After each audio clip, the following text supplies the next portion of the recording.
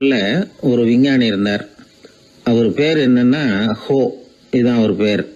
ஒரு ஊசியை கண்டுபிடிக்கணும், அதுக்காக அவர் ரொம்ப காலமா தலையை பிச்சுக்கிட்டு ஆராய்ச்சி பண்ணிட்டு இருந்தார். அது என்ன ஊசி தெரியுமா? இந்த தையல் மிஷின்ல இருக்குல்ல, அந்த ஊசி தான்.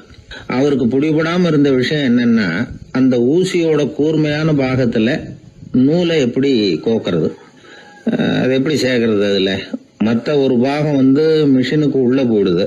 அதனால அந்த பாகத்துல சாதாரணமா மற்ற ஊசியில நாம செய்யறது மாதிரி நூலை கொண்டு போய் நுழைக்க முடியாது. அப்படியே நுழைச்சாலும் தைக்கிறது எப்படி, அது முடியாத காரியம். இதுதான் அவருக்கு இருந்த பிரச்சனை. ரொம்ப நாள் யோசனை பண்ணி பார்த்தார். தையல் மிஷின் ஊசியோட வடிவ அமைப்பு அவருக்கு புலப்படல. ராத்திரி பகலா அதே ஞாபகமா இருந்தார். ஒரு நாள் அவர் தூங்கிட்டு இருக்கிறார். அப்போ ஒரு கனவு வந்தது. எப்படின்னா, அந்த கனவுல அவரை ஒரு மலைஜாதி மக்கள் புடிச்சிட்டு போயிடுறாங்க. கொண்டுட்டு போய் ஒரு இடத்துல கட்டி போட்டுடுறாங்க. அந்த மலைஜாதி மக்களோட அரசன் ஒருத்தன் அவன் வர்றான். அவரை பார்த்து ஒரு உத்தரவு போடுறான். என்ன உத்தரவு தெரியுமா? பொழுது சாயறதுக்குள்ள நீ தையல் மிஷின் ஊசிய கண்டுபிடிக்கணும். அப்படி கண்டுபிடிக்கலன்னா உன் தலையை வெட்டி விடுவோம். இதுதான் அந்த அரசன் போட்ட கட்டளை. இவருக்கு என்ன பண்றதுன்னு ஒண்ணுமே புரியல. திருன்னு முழிக்கிறார். இந்த நேரத்துல அந்த மலைஜாதியினர் அவரை சுத்தி சுத்தி பயங்கரமா முழிச்சுக்கிட்டு டான்ஸ் ஆடுறாங்க. தன்னை சுத்தி சுத்தி ஆடிக்கிட்டு வர்றவங்கள ரொம்ப பயத்தோட அவர் பாக்குறார். நேரம் ஆவ ஆவ தன்னோட இறுதி நேரம் நெருங்கிறத உணர்றார். ரொம்ப நெருக்கடியான நிலைமை.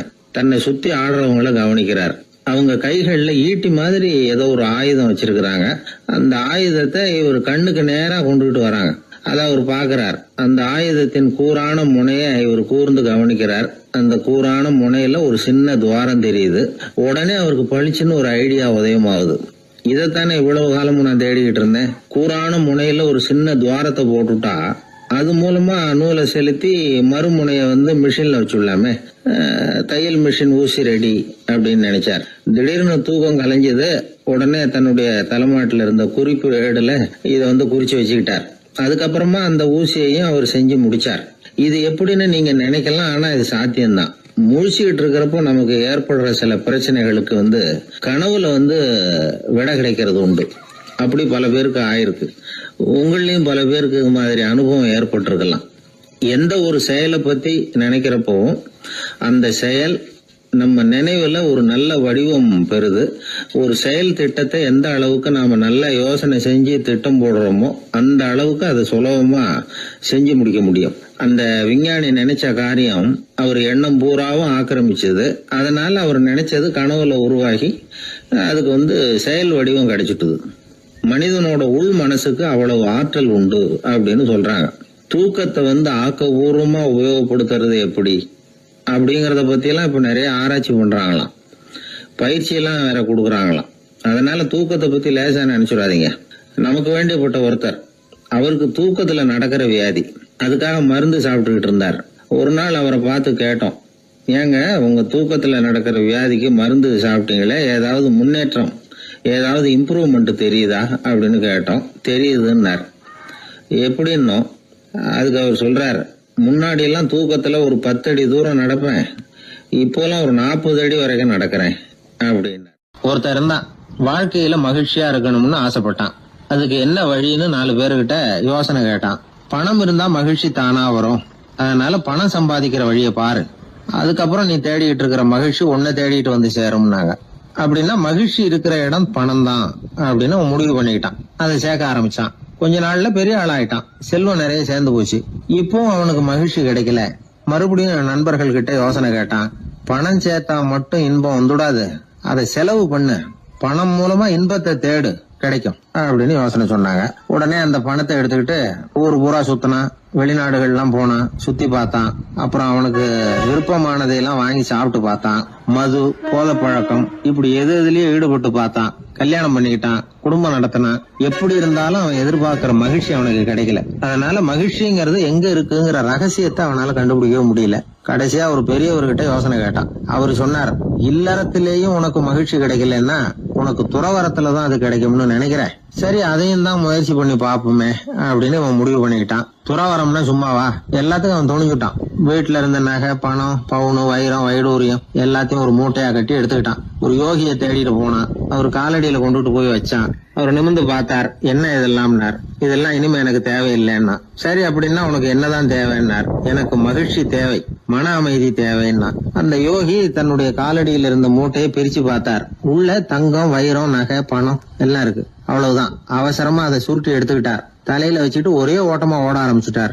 இவனுக்கு அதிர்ச்சியா போட்டுது. அடடா, இந்த ஆளு போலி ஆசாமி போல இருக்க, ஏமாந்துட்டோமே அப்படின்னு நினைச்சான். வருத்தப்பட்டான். அந்த தூக்கம் ஆத்திரமா மாறிச்சு. உடனே அந்த யோகியை துரத்த ஆரம்பிச்சான். அவரு ஒரே ஓட்டமா ஓடுறார். சந்து பூந்தெல்லாம் நுழைஞ்சு ஓடுறார். இவனும் விடாம துரத்துறான். கடைசியா அந்த யோகி மூச்சு இறக்க இறக்க அவர் இடத்துல வந்து நின்னார். அது எந்த இடம்னா அவர் புறப்பட்ட இடம். எங்க இருந்து ஓட ஆரம்பிச்சாரோ அங்கே வந்து நின்னார். துரத்திட்டு வந்தவனும் ஓடி வந்து நின்னான். இப்ப அந்த யோகி சொன்னார், என்னப்பா பயந்துட்டியா, இந்தா உன்னோட செல்வம், நீயே வச்சுக்கோ அப்படின்னு சொல்லி மூட்டையை திருப்பி கொடுத்தார். கைவிட்டு போன தங்கமும் வைரமும் பணமும் திரும்ப கிடைச்சிட்டுதுங்கிறதுல அவனுக்கு ஏகப்பட்ட மகிழ்ச்சி. இப்போ மறுபடியும் அந்த யோகி சொல்றார், நீ வர்றதுக்கு முன்னாடி கூட இந்த தங்கமும் வைரமும் உங்ககிட்டதான் இருந்தது. ஆனா அப்போ உனக்கு மகிழ்ச்சி இல்ல. இப்போ உங்ககிட்ட இருக்கிறதும் அதே தங்கமும் வைரமும் தான். ஆனா இப்போ உன் மனசுல மகிழ்ச்சி இருக்கு. இதுல இருந்து என்ன தெரியுது, மகிழ்ச்சிங்கிறது வெளியில இல்ல, உள்ள இருக்கு. அது நம்ம மனசுல இருக்கு. இதை நல்லா புரிஞ்சுக்கணும். தங்கத்தையும் வைரத்தையும் மூட்டை கட்டி தலையில வச்சுக்கிட்டு அலைஞ்சானே, அவன் மாதிரிதான் நம்மள பல பேருக்கும் மகிழ்ச்சி எங்க இருக்குங்கிற உண்மை புரியறது இல்ல. அதனாலதான் பல சமயங்கள்ல நாம மகிழ்ச்சிக்காக அடுத்தவங்களை சார்ந்து இருக்கிறோம். நமக்கு வேண்டியப்பட்ட ஒருத்தன் பணம், நகை எல்லாத்தையும் ஒரு மூட்டையா கட்டி எடுத்துக்கிட்டு ஒருத்தர் காலடியில வச்சான். இது எனக்கு தேவையில்லைன்னா. உனக்கு என்னதான் தேவைன்னார் அவர். எனக்கு மன அமைதி தேவைன்னா. உனக்கு மன அமைதி தேவைப்படுகிற அளவுக்கு இப்ப என்ன ஆயிட்டுதுன்னார் அவர். வேற ஒண்ணும் இல்ல, இந்த பணத்தையும் நகையையும் நான் யாரு வீட்டுல எடுத்தனோ அந்த வீட்டுக்காரங்க இப்ப என் பின்னாடி துரத்திட்டு வந்துட்டு இருக்கிறாங்க, அவ்வளவுதான் அப்படின்னு நானா. மகிழ்ச்சியை தேடுகிறவர்கள் இந்த உலகத்துல அதிகம். அது எங்க இருக்குன்னு புரிந்து கொண்டவர்கள் ரொம்ப குறைவு. எது உண்மையான மகிழ்ச்சி அப்படிங்கறத புரிஞ்சுக்கிட்டு அதுக்கு தகுந்த மாதிரி நம்முடைய வாழ்க்கையை அமைச்சுக்கணும். ஒரு குழந்தை அம்மா கிட்ட போச்சு, அம்மா என்ன தூக்கிக்க. உடனே அந்த அம்மா அந்த குழந்தைய தூக்கி இடுப்புல வச்சுக்கிறாங்க. எந்த பக்கம் வச்சுக்கிறாங்க, இடது பக்கம். பொதுவா குழந்தைய தூக்குறவங்க யாரும் வலது பக்கம் இடுப்புல வச்சுக்கிறது இல்ல. விவரம் தெரியாத சில ஆம்பளைகளை அப்படி தூக்கி வச்சுக்கிட்டு அலையிறது உண்டு. ரொம்ப காலமாவே குழந்தைகளை இடுப்புல இடது பக்கமா வச்சிருக்கிற பழக்கம் தான் இருந்து வந்திருக்குது. இதுக்கு ஆய்வாளர்கள் என்ன காரணம் சொல்றாங்க தெரியுமா? அப்படி இருந்தாதான் குழந்தை சொல்றத, குழந்தை நினைக்கிறத தாயினால நல்லா உணர முடியுதாம். இடது பகுதி ஆட்சி பண்றது, குறிப்பா காதின் தலைமையாக இருக்கிறது வலது பக்கம் தான். அதனால தாய் குழந்தைக்கு பதில் சொல்லவோ, அது என்ன கேக்குதுங்கிறத சீக்கிரமா புரிஞ்சுக்கிட்டு நடந்துக்கவோ அதுதான் சௌரியம் அப்படின்னு ஆய்வாளர்கள் இதுக்கு காரணம் சொல்றாங்க. இதனால என்ன ஆகுதான், தாய்க்கும் குழந்தைக்கும் நெருக்கம் அதிகமாகுதான், குழந்தைக்கும் பாதுகாப்பு அதிகமா. அது மட்டும் இல்ல, ஒரு தாய் தன்னுடைய குழந்தைய இடுப்புல சுமக்கிறதுனால அவள் நினைக்கிறத, அவளோட இதய துடிப்ப குழந்தை உணர்தான். 9 மாதத்துக்கு அதிகமா இருந்த இடம் இல்லையா, அதனால அவளை பத்தி நல்லா அறிந்து கொள்ளுகிற வாய்ப்பும் குழந்தைக்கு கிடைக்குது. நம்ம முன்னோர்கள் ரொம்ப காலத்துக்கு முன்னாடியே வலது கைய பார்க்க ஆரம்பிச்சிட்டாங்களாம். அவங்க பயன்படுத்திய கல் ஆயுதங்கள்லாம் வலது பக்கமா தான் தீட்டப்பட்டிருக்குது. அதுல இருந்து நமக்கு என்ன தெரியுதுன்னா, வலது கையை தான் உபயோகப்படுத்தி இருக்கிறாங்கிறது தெரியுது. இப்படி எல்லாம் இருந்தா கூட இன்னைக்கு நம்மள 10ல் ஒருத்தருக்கு ஒரு பழக்கம் உண்டு, அது இடது கை பழக்கம். ஆனாலும் 2 கைகளும் ஒற்றுமையா இருக்கிறதுக்கு தான் ரொம்பவும் முயற்சி பண்ணுதான். இப்போ வலது கை பழக்கம் உள்ளவங்க பேசுறதுக்கு, எழுதுறதுக்கு, செயல்படுத்துற தலைமையகம் தலையின் பின்புறம் பிடரியில் இருக்குது. இடது கை பழக்கம் உள்ளவங்களுக்கு மூளையில 2 பக்கங்கள்லயும் தலைமையகம் இருக்குது. இது விஞ்ஞானிகள் சொல்றது. எத்தனையோ மேதைகள் இடது கை பழக்கம் உள்ளவங்களா இருந்திருக்கிறாங்க. அமெரிக்க மேதை பெஞ்சமின் பிராங்கிலின், இத்தாலிய ஓவியர் லியோனார்டோ டாவின்சி, இப்படி நிறைய பேர் இருந்திருக்கிறாங்க, இப்பவும் இருக்கிறாங்க. காலங்காலமா இயல்பாவே இடது கை பழக்கம் இருந்து வந்திருக்குது. அப்படி இருக்கிறப்போ வலது கை எப்போ இடது கைய வென்றது, ஜெயிச்சது அப்படிங்கிற விவரம் இன்னமும் யாருக்குமே புரியல. ஆய்வாளர்களுக்கும் புரியல. அவங்களும் யோசிச்சுக்கிட்டு இருக்கிறாங்க. உலகம் இடது பக்கமா தான் சுத்துது. வானத்துல இருக்கிற வெள்ளி வீதி, அப்புறம் அணுவுல இருக்கிற துணுக்குகள், உடம்புல இருக்கிற அமினோ அமிலம், இப்படி எல்லாமே இடதுபுறமா தான் இயங்கிட்டு இருக்குது. இவ்வளவு செய்திகள் இடது கைக்கு ஆதரவா இருக்கிறப்போ அது எப்படி வலது கை கிட்ட ஏமாந்தது அப்படிங்கிற ரகசியம் இன்னமும் யாருக்கும் தெரியலையா.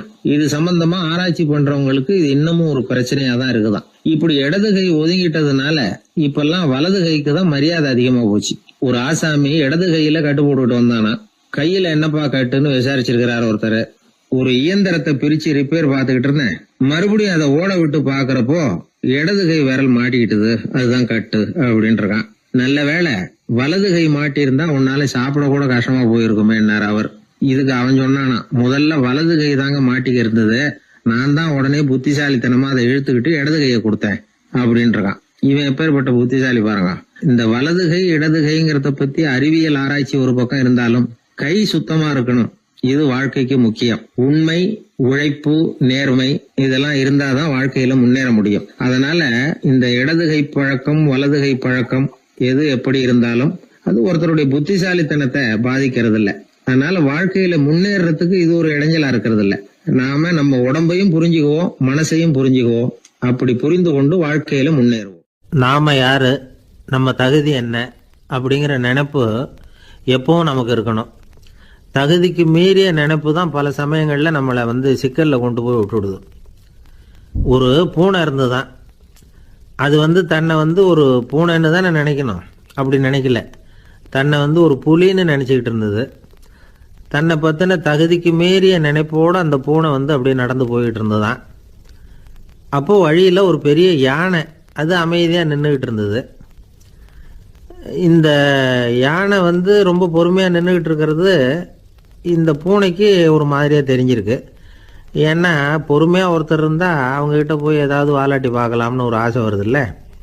அது மாதிரி பொறுமையாக நின்றுக்கிட்டு இருக்கிறது பூனைக்கு அதுக்கிட்ட போய் கொஞ்சம் வாலாட்டி பார்க்கலாமே அப்படின்னு ஒரு ஆசை. உலக இயல்பு தானே அது.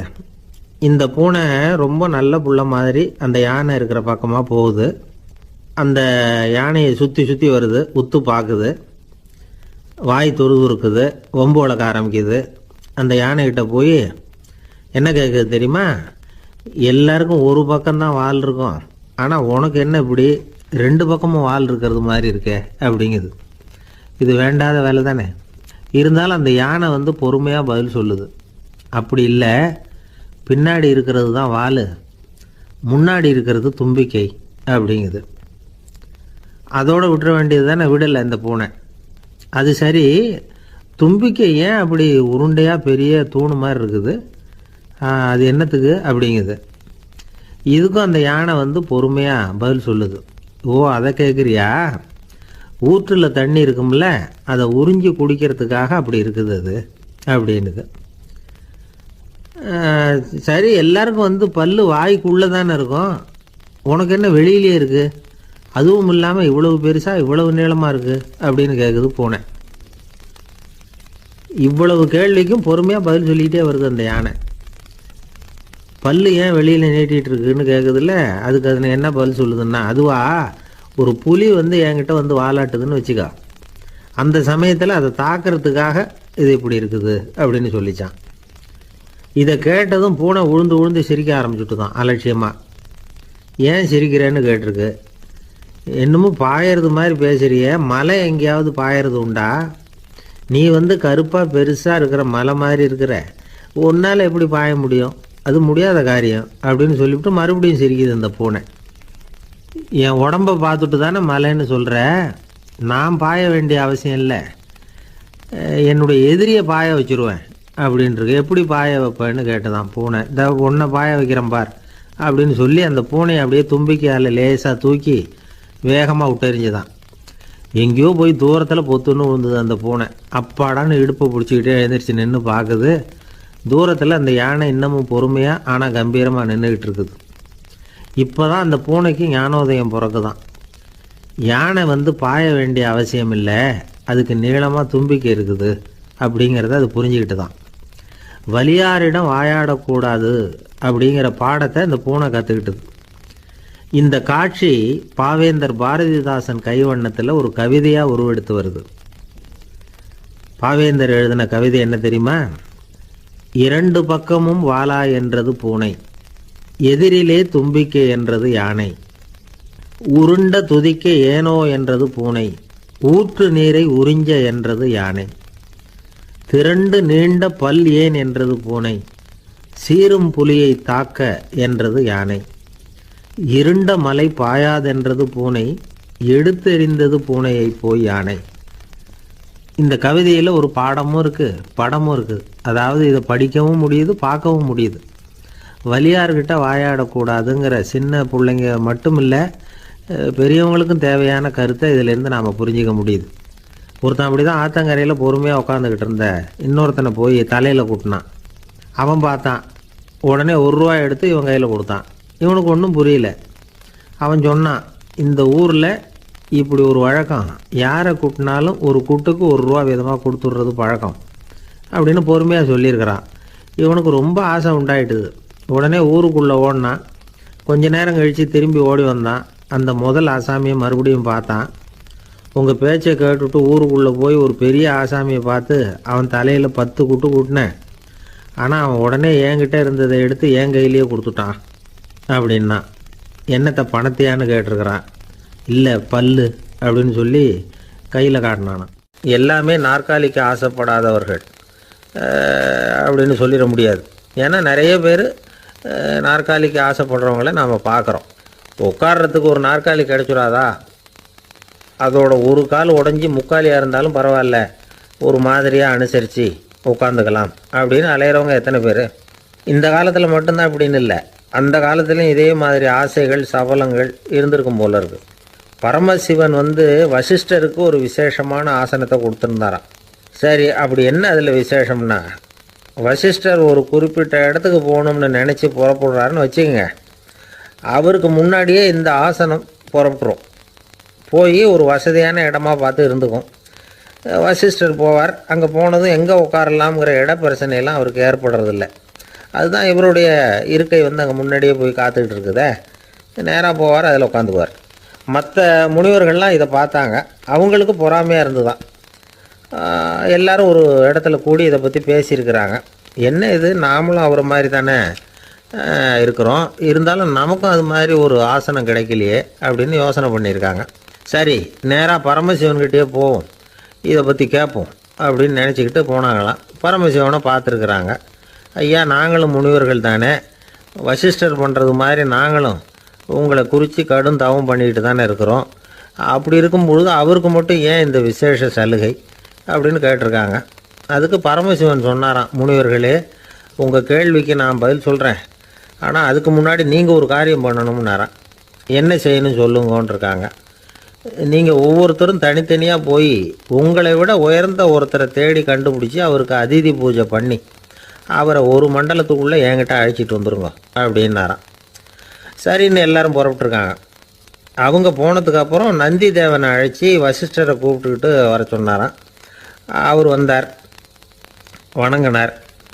வசிஷ்டரே, இன்னையிலேருந்து ஒரு மண்டலத்துக்குள்ளே உங்களை விட தாழ்ந்தவர் ஒருத்தரை தேடி கண்டுபிடிச்சி அவருக்கு அதிதி பூஜை பண்ணி அவரை என்கிட்ட கூப்பிட்டுட்டு வாங்கன்னு விட்டார். சரின்னு இவரும் புறப்பட்டு போயிட்டார். கொஞ்ச நாள் ஆச்சு. முனிவர்கள்லாம் திரும்பி வந்தாங்க. பரமசிவன் முன்னாடி நின்னாங்க. ஐயா, எவ்வளவோ தேடி பார்த்துட்டோம், எங்களை விட உயர்ந்தவர்கள் யாருமே கிடைக்கல அப்படின்னாங்களாம். வசிஷ்டரும் சேர்ந்தார். ஐயா, எவ்வளவோ தேடி பார்த்தேன், என்னை விட தாழ்ந்தவர் யாருமே கிடைக்கல அப்படின்னாராம். அவரே தொடர்ந்து சொன்னார், என்னுடைய மனைவி எனக்கு அடங்கினவ தானே, அவளுக்காவது அதிதி பூஜை பண்ணி அழைச்சிட்டு வந்துடலாமான்னு யோசித்து பார்த்தேன். என்னோட மனசு அதுக்கும் இடம் கொடுக்கல.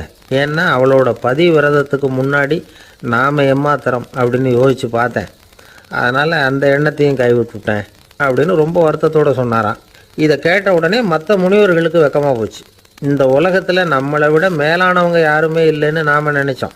வசிஷ்டரோ தன்னை விட தாழ்வானவங்க யாருமே இல்லைன்னு நினைக்கிறார்.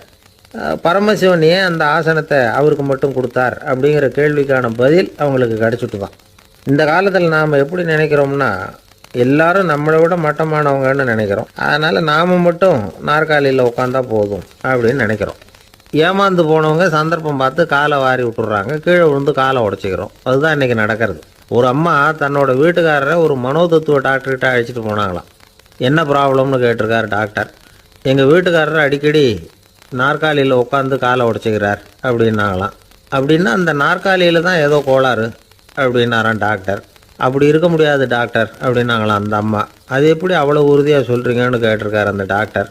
எங்கள் வீட்டில் நாற்காலியே கிடையாது டாக்டர், இவர் இருக்கிறதா நினச்சிக்கிட்டு உட்கார்றார், அதுதான் ப்ராப்ளம். அப்பா, மின்சார பல்பு ஃபீஸா போயிட்டுது, வேற ஒன்று வாங்கி மாட்டணும் அப்படின்னா பையன்.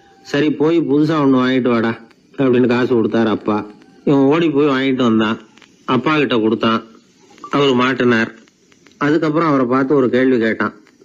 ஏன்பா, இந்த பல்பு ஏன் உடைய மாட்டேங்குது அப்படின்னா.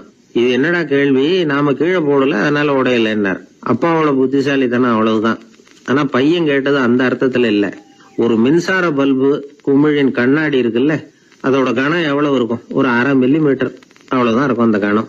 அவ்வளவு மெலிசா இருக்கிற ஒரு கண்ணாடி குமிழ இந்த ஹோல்டர்ல மாற்றம் நம்ம விரலால அழுத்தி புடிச்சு திருக வேண்டியிருக்கு. அந்த சமயத்துல அப்படி செய்யறப்ப அது உடையறது இல்ல.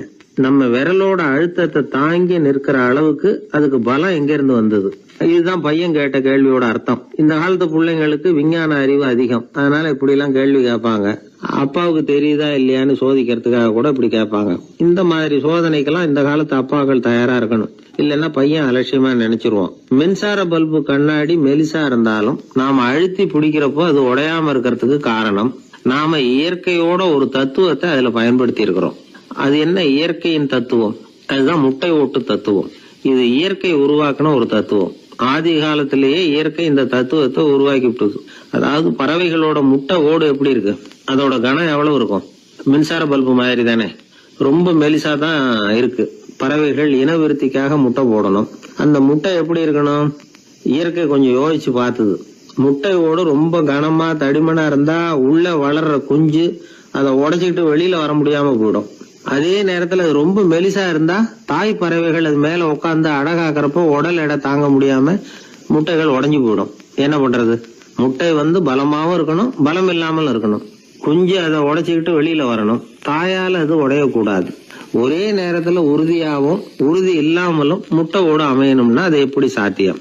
இது கொஞ்சம் குழப்பமாவும் நமக்கு புரியாத மாதிரி இருக்குது இல்ல. அதனாலதான் இதை தத்துவம் அப்படின்னு சொல்றோம். முட்டை ஓட்டு தத்துவம் இயற்கை கண்டுபிடிச்ச ஒரு அபூர்வமான அமைப்பு. அதுதான் முட்டை வடிவம். இது தாய் பறவை சுலபமா முட்டை போடுறதுக்கு ஏற்ற ஒரு வடிவம். முட்டை சதுர வடிவமா இருந்தா அதை போடுறதுக்கு எவ்வளவு கஷ்டம். அப்புறம் அது மேல செலுத்தப்படுகிற அழுத்தம் 4 பக்கமும் பரவி விடுது. அதனால அந்த அழுத்தத்துக்கு பலம் குறைஞ்சிருது. குறிப்பிட்ட சிறு பரப்புல அளவுக்கு அதிகமா விசை செலுத்தப்படுறதில்ல. அதனால முட்டையோட வடிவம் தான் அந்த உறுதிக்கு காரணம். இது எப்பேற்பட்ட தத்துவம்? இதுதான் மின்சார பல்பு செய்யறப்போ நாம காப்பி அடிச்சிருக்கிறோம். பொதுவா வகுப்புல காப்பி அடிச்சாதான் முட்டை போடுறது வழக்கம். நாம முட்டையே காப்பி அடிச்சிருக்கிறோமே, இது எப்பேற்பட்ட காப்பி? ஒரு ஆசிரியர் வகுப்புல பசங்களை பார்த்து ஒரு கேள்வி கேட்டாராம். கோழி முட்டை இடுமா, முட்டை போடுமா அப்படின்னு கேட்டாராம். ஒரு பையன் எழுந்திரிச்சு பதில் சொல்லியிருக்கிறான். கோழி முட்டை இடும், முட்டை போடாது அப்படின்னு சொல்லியிருக்கான். இவன் ஏன் போடாதுன்னு கேட்டாராம் ஆசிரியர். போட்டா உடஞ்சிரும் சார் அப்படின்னு பையன். ஒரு திருடன் ஒரு வீட்டுல போய் திருடணும்னு திட்டம் போட்டான். இருட்டுனதும் போய் திருடணும்.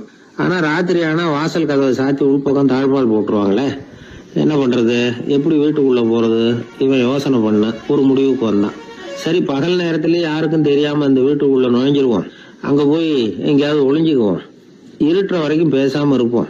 ராத்திரி எல்லாரும் தூங்கினதுக்கு அப்புறம் நைஸா போய் பீரோவை திறந்து இருக்கிறது பூரா எடுத்துக்கிட்டு ஓடியாந்துடலாம் அப்படின்னு திட்டம் போட்டான்.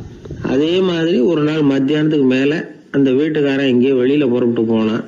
வீட்டுக்கார அம்மா அடுப்பங்கரையில என்னவோ சமைச்சுக்கிட்டு இருந்தாங்க. திருடன் பார்த்தான். இதுதான் சமயம்னு அந்த வீட்டுக்குள்ள மெதுவா நுழைஞ்சிட்டான். எங்க ஒளியலாம்னு பார்த்தா வலது பக்கம் ஒரு ரூம் இருந்தது. அங்க போனான். அங்க ஒரு படுக்கை அறை, அங்க ஒரு பெரிய கட்டில் இருந்தது. அதுக்கு அடியில போய் பதுங்கிட்டான். இருட்டுனது நம்ம வேலையை ஆரம்பிக்கலாம், அது வரைக்கும் பொறுமையா இருக்கணும் அப்படின்னு சொல்லி பேசாம வாயை மூடிட்டு கம்முன்னு இருக்கிறான். ரொம்ப நேரம் கழிச்சு வெளியில போயிருந்த வீட்டுக்காரன் திரும்பி வந்தான். சாப்பிட்டான். லைட்டை நிறுத்தி விட்டு படுத்துட்டான். அந்த அம்மாவும் வேலையெல்லாம் முடிச்சுட்டு படுத்துட்டாங்க. நடு ராத்திரி. விடி விளக்கு லேசா எரிஞ்சுக்கிட்டு இருக்கு. வீட்டுக்காரன் லேசா கண்ணை முழிச்சான். கட்லுக்கு நேரா எதிரில ஒரு கண்ணாடி.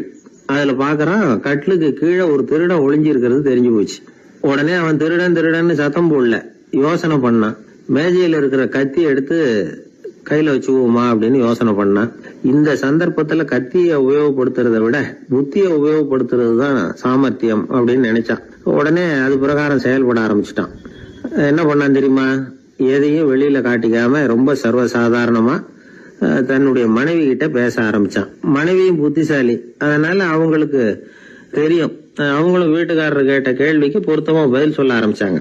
இவன் கேட்டான், இத பாரு, நமக்கு குழந்தை பிறந்தா அதுக்கு கிருஷ்ணமூர்த்தின்னு தான் பேர் வைக்கணும் அப்படின்னா. அதெல்லாம் முடியாது. ஆம்பளை பிள்ளையா இருந்தா ஏகாம்பரம், பொம்பளை பிள்ளையா இருந்தா பங்கஜவல்லி, இதுதான் அவங்க மாமனார் மாமியார் பேர், அதான் வைக்கணும் அப்படின்னாங்க அந்த அம்மா. அதெல்லாம் முடியாது, நான் முடிவு பண்ணிவிட்டேன் கிருஷ்ணமூர்த்தின்னு கத்துனா அவன். இல்ல ஏகாம்பரம் பங்கஜவல்லின்றது இந்த அம்மா. வாதம் முத்தி போச்சு. கிருஷ்ணமூர்த்தின்னா அவன். ஏகாம்பரம் பங்கஜவல்லின்னு இவங்க கத்துறாங்க. ஒரே சத்தமா போச்சு. இத கேட்டதும் பக்கத்து வீட்டுல இருந்தவங்க, எழுத்த வீட்டுல இருந்தவங்க எல்லாம் எழுந்திரிச்சு ஓடி வந்து இவங்க வீட்டு கதவை தட்ட ஆரம்பிச்சுட்டாங்க. தடன்னு. இவன் சாவகாசமா எழுந்திரிச்சு போய் கதவை திறந்தான். என்னங்க இந்த ராத்திரி வேலையில எங்களை எல்லாம் ஏன் கூப்பிட்டீங்க, யாருக்கு என்னாச்சு அப்படின்னு கேட்டாங்க. கேட்டது யாருன்னா பக்கத்து வீட்டு கிருஷ்ணமூர்த்தி, எழுத்த வீட்டு ஏகாம்பரம், பங்கஜவல்லி எல்லாரும். அடடே, உங்களை கூப்பிடலீங்க, குழந்தைக்கு பேர் வைக்கிறது சம்பந்தமா எங்களுக்குள்ள சண்டை வந்துட்டுது, அதுதான் விஷயம். வேணும்னா இதை கட்டிலுக்கு அடியில ஒளிஞ்சிட்டு இருக்கிறானே ஒருத்தன், அவனை கூட கேட்டு பாருங்க, அவன் தான் இதுக்கு சாட்சி அப்படிங்கிறான் அந்த ஆளு. உடனே எல்லாரும் விஷயத்த புரிஞ்சுக்கிட்டு திருடனை பிடிச்சி போலீஸ்ல ஒப்படைச்சிட்டாங்களாம். நெருக்கடியான நேரங்கள்ல பதறாம புத்திசாலித்தனமா செயல்படணுங்கிறத தெரிஞ்சுக்கிறதுக்காக இந்த கதை. புத்திசாலித்தனமா செயல்படுற ஒரு குடும்ப தலைவி இருக்காங்க. அவங்க என்ன செய்வாங்க தெரியுமா? எல்லாரும் ராத்திரியானா வீட்டை உள்பக்கமா போட்டு விட்டு தானே படுப்பாங்க. ஆனா அந்த அம்மா என்ன பண்ணுவாங்கன்னா வீட்டை வெளிப்பக்கமா ஒரு பூட்டு போட்டு பூட்டி விடுவாங்க. எழுத்த வீட்டுக்காரங்க கிட்ட சொல்லி தினமும் இப்படி பூட்டி விட சொல்றது பழக்கம். ஏங்க அப்படி செய்யறீங்க, திருடன் சுலபமா உள்ளே வந்துடக்கூடாதுங்கிறதுக்காகவா அப்படின்னு கேட்டாங்க. இல்லைங்க, சுலபமா வெளியில போயிடக்கூடாதுங்கிறதுக்காக அப்படின்னாங்க. என்னங்க சொல்றீங்க அப்படின்னு கேட்டாங்க. ஆமாங்க, இவருக்கு அந்த பழக்கம் உண்டு அப்படின்னு தன்னுடைய வீட்டுக்காரரை காட்டினாங்க. பக்கத்து வீடுகள் பத்திரமா இருக்கணுங்கிறதுக்காக தன்னுடைய வீட்டை பூட்டி வைக்கிறது ஒரு பெரிய விஷயம் தானே. மகாபாரத யுத்தம் முடிஞ்சது. தர்மர் சக்கரவர்த்தி ஆனார். பீஷ்மர் யுத்த பூமியில அம்பு படுக்கையில படுத்து கிடக்கிறார், உயிரை விட போறார். சூரியன் வட திசை அடையிற உத்தராயண புண்ணிய காலத்தை எதிர்பார்த்து காத்துக்கிட்டு இருக்கிறார். அந்த சமயத்துல தர்மர் கண்ணங்கிட்ட அனுமதி வாங்கிட்டு பீஷ்மரை பாக்கிறதுக்காக குருக்ஷேத்திரத்துக்கு வரார். தம்பிமார்கள், திரௌபதி எல்லாரும் கூட வர்றாங்க. பீஷ்மரை பார்த்து எல்லாரும் வணங்குறாங்க. யுதிஷ்டர் பீஷ்மர்கிட்ட வர்ணம், ஆசிரமம், மக்கள் கடமை, அரசருடைய கடமை, இது மாதிரி விஷயங்களை பத்தி நிறைய கேள்விகள்லாம் கேட்கிறார். அவரும் ஒவ்வொன்னா கேட்டுக்கிட்டு இருக்கிறாரு. பீஷ்மரும் அதுக்கு தகுந்த பதில் சொல்லிட்டு இருக்கிறார். இப்படி பீஷ்மர் யுதிஷ்டருக்கு தர்மோபதேசம் செஞ்சுக்கிட்டு இருக்கிறப்போ திரௌபதிக்கு சிரிப்பு வந்துட்டுதான். கழுக்குன்னு அந்த அம்மா சிரிச்சுட்டாங்க. அந்த சத்தத்தை கேட்ட பீஷ்மர் தர்மோபதேசத்தை பாதியில நிறுத்தினார். திரௌபதியை பார்த்தார். மகளே, ஏம்மா சிரிச்சேன்னு கேட்டார். என்ன மன்னிச்சிருங்க பிதாமகரே, ஏதோ தெரியாம சிரிச்சுட்டேன்னாங்க அவங்க. குழந்தாய், உன்ன மாதிரியே உள்ள உத்தம பெண்கள் காரணம் இல்லாம பலர் முன்னிலையில இப்படி சிரிக்க மாட்டாங்க, வெக்கப்படாம விஷயத்தை சொல்லுன்னாரு அவர். திரௌபதிக்கு கண் கலங்க ஆரம்பிச்சு. சுவாமி, நீங்க இப்போ இவ்வளவு தர்மோபதேசம் பண்ணிட்டு இருக்கிறீங்க, இத பாக்குறப்ப எனக்கு திடீர்னு ஒரு சந்தேகம் வந்துட்டுது. அதாவது இன்னைக்கு தர்மத்துக்கு இவ்வளவு சிறந்த விளக்கத்தை கொடுக்கிற இதே பிதாமகர் அன்னைக்கு கௌரவர் சபையில துச்சாதனன் என்ன மானபங்கப்படுத்த முயற்சி பண்ணினப்போ வாய் மூடி மௌனமா பாத்துக்கிட்டு சும்மா தானே இருந்தார். அந்த சமயத்துல இவ்வளவு ஞானத்தையும் எங்கே விட்டு வச்சிருந்தார்? ஒருவேளை அதுக்கப்புறம் தான் இந்த தர்ம விஷயங்களை எல்லாம் கத்துக்கிட்டாரா அப்படின்னு யோசிச்சுக்கிட்டு இருக்கிறேன். அப்படி யோசிச்சப்போதான் அந்த சிரிப்பு வந்துட்டுது, என்ன மன்னிச்சிருங்க அப்படின்னாங்களாம். பிதாமகர் இதுக்கு அமைதியா பதில் சொல்ல ஆரம்பிச்சார். குழந்தாய், உன்னோட கேள்வி நியாயமானதுதான். இதுல உன்னை நான் மன்னிக்கிறதுக்கு என்னமா இருக்கு? துரியோதனன் சபையில நான் இருந்தப்போ எனக்கு அந்த அறிவு இருக்கதான் செய்தது. ஆனா துஷ்டனான துரியோதனன் உணவை நான் அப்ப சாப்பிட்டுக்கிட்டு இருந்தேன், அவன் போட்ட சாப்பாட்டை சாப்பிட்டுக்கிட்டு இருந்தேன். அது காரணமா என்னுடைய அறிவு மழுங்கி போச்சு. நல்லது கெட்டதை பத்தி ஆலோசிக்க முடியாம போயிட்டுது. தீயவர்கள் போடுற சாப்பாட்டை சாப்பிட்டா சாப்பிடுறவனுடைய மனமும் உடம்பும் கெட்டு போடும் அப்படின்னு சாஸ்திரம்லாம் சொல்லுது. ஆனா இப்போ போர்ல அர்ஜுனன் என் மேல எய்த அம்புகளால என் உடம்புல இருந்த ரத்தம் எல்லாம் வெளியேறி போச்சு. கெட்ட உணவை சாப்பிட்டதுனால உண்டான ரத்தம் பூராவும் இப்ப உடம்பு விட்டு வெளில போயிட்டுது. அதனால என் புத்தியும் தெளிஞ்சுட்டுது. அதனாலதான் இப்போ இந்த அளவுக்கு தர்மத்தின் தத்துவங்களை சரியா எடுத்து சொல்ல முடிஞ்சது அப்படின்னு பீஷ்மர். இதுல இருந்து நாம தெரிஞ்சுக்க வேண்டியது என்னன்னா, யாரு சாப்பிட கூப்பிட்டாலும் உடனே முண்டி அடிச்சுக்கிட்டு கிளம்பி போய் முதல் பந்தியில உட்காந்துடக்கூடாது. சாப்பிடுற கூப்பிடுறவங்க எப்படிப்பட்டவங்க, நல்லவங்களா கெட்டவங்களா அப்படின்னு எல்லாம் யோசிச்சு பாக்கணுமா. கெட்ட எண்ணத்தோட போடப்படுகிற சாப்பாடு புத்தியை மழுங்கடிச்சிரும் அப்படிங்கறது ஒரு பெரிய இந்த காலத்துல பெரியவங்க சொல்ற ஒரு உண்மை.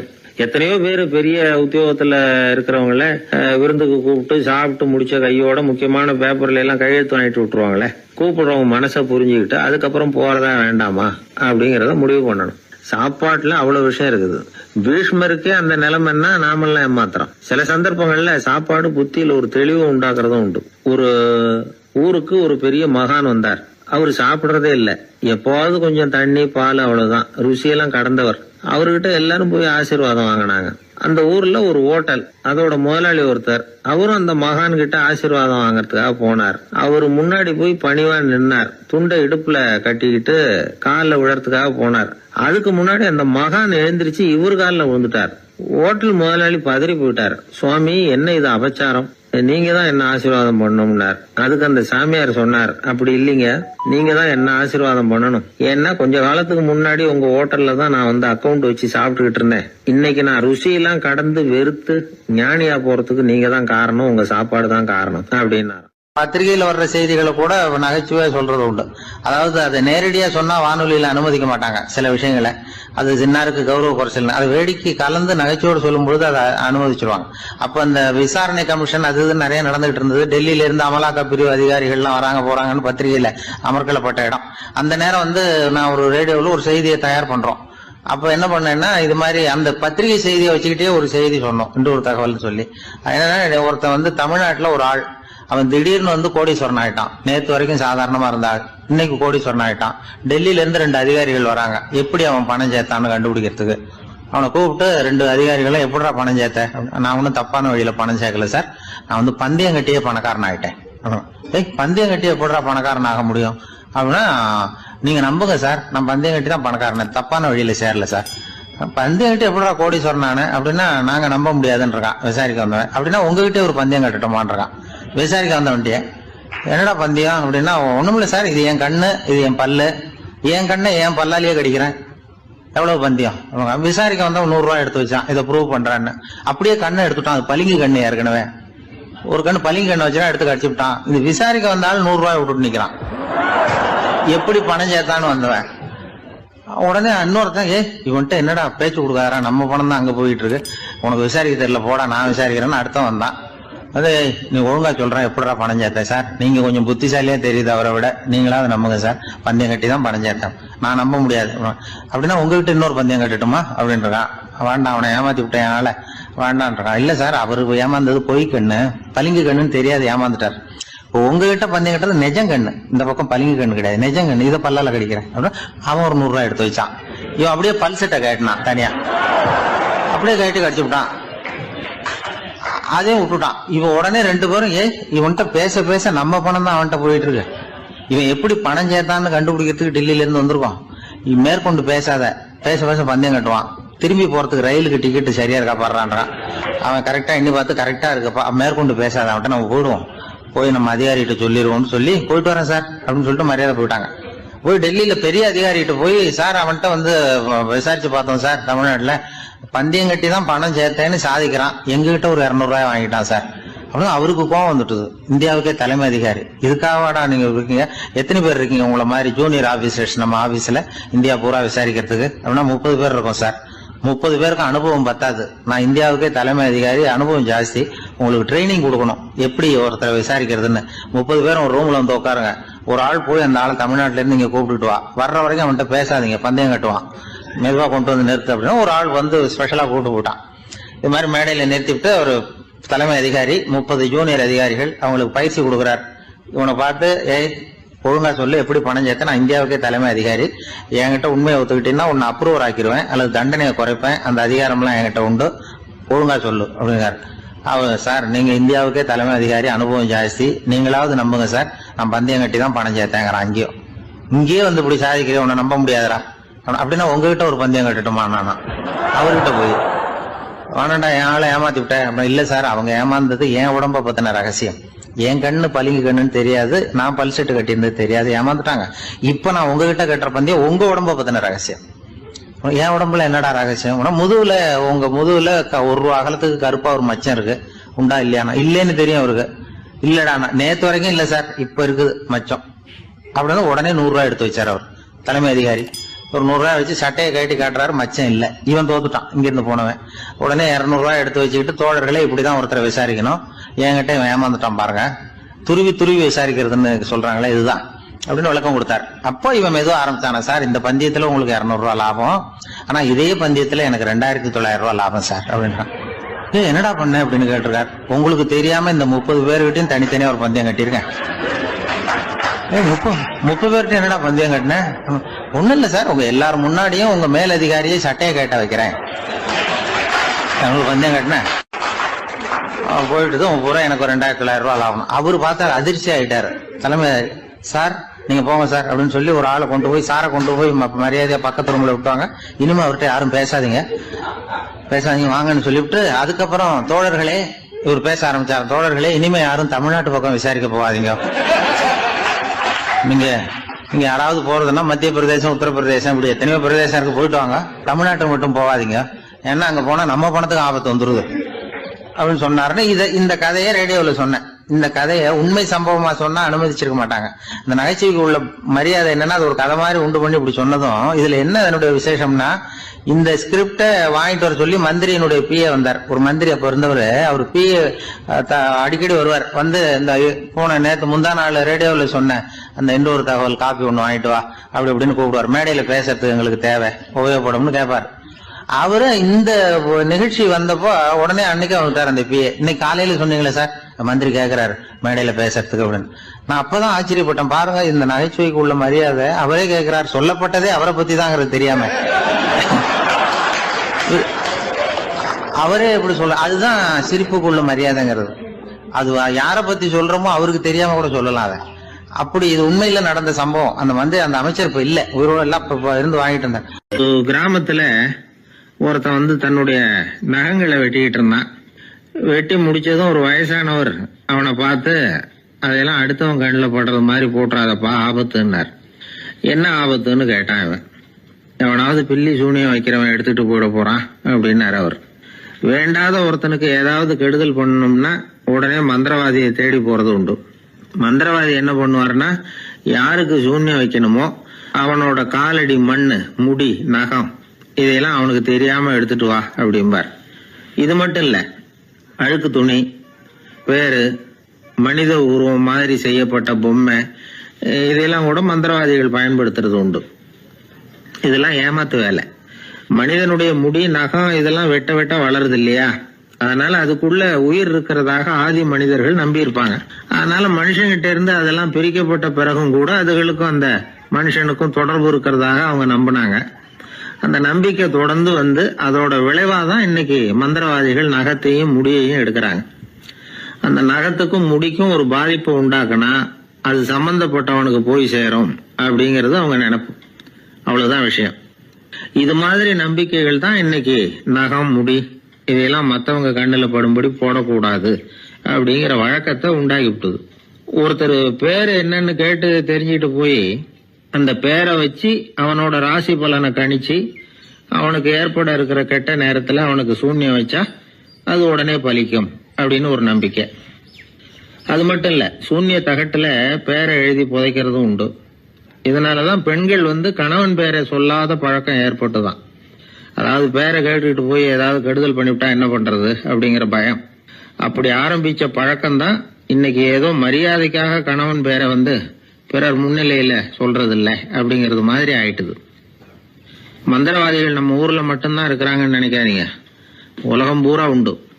பிசி தீவில் வாழக்கூடிய மக்கள் என்ன செய்வாங்களாம் தெரியுமா?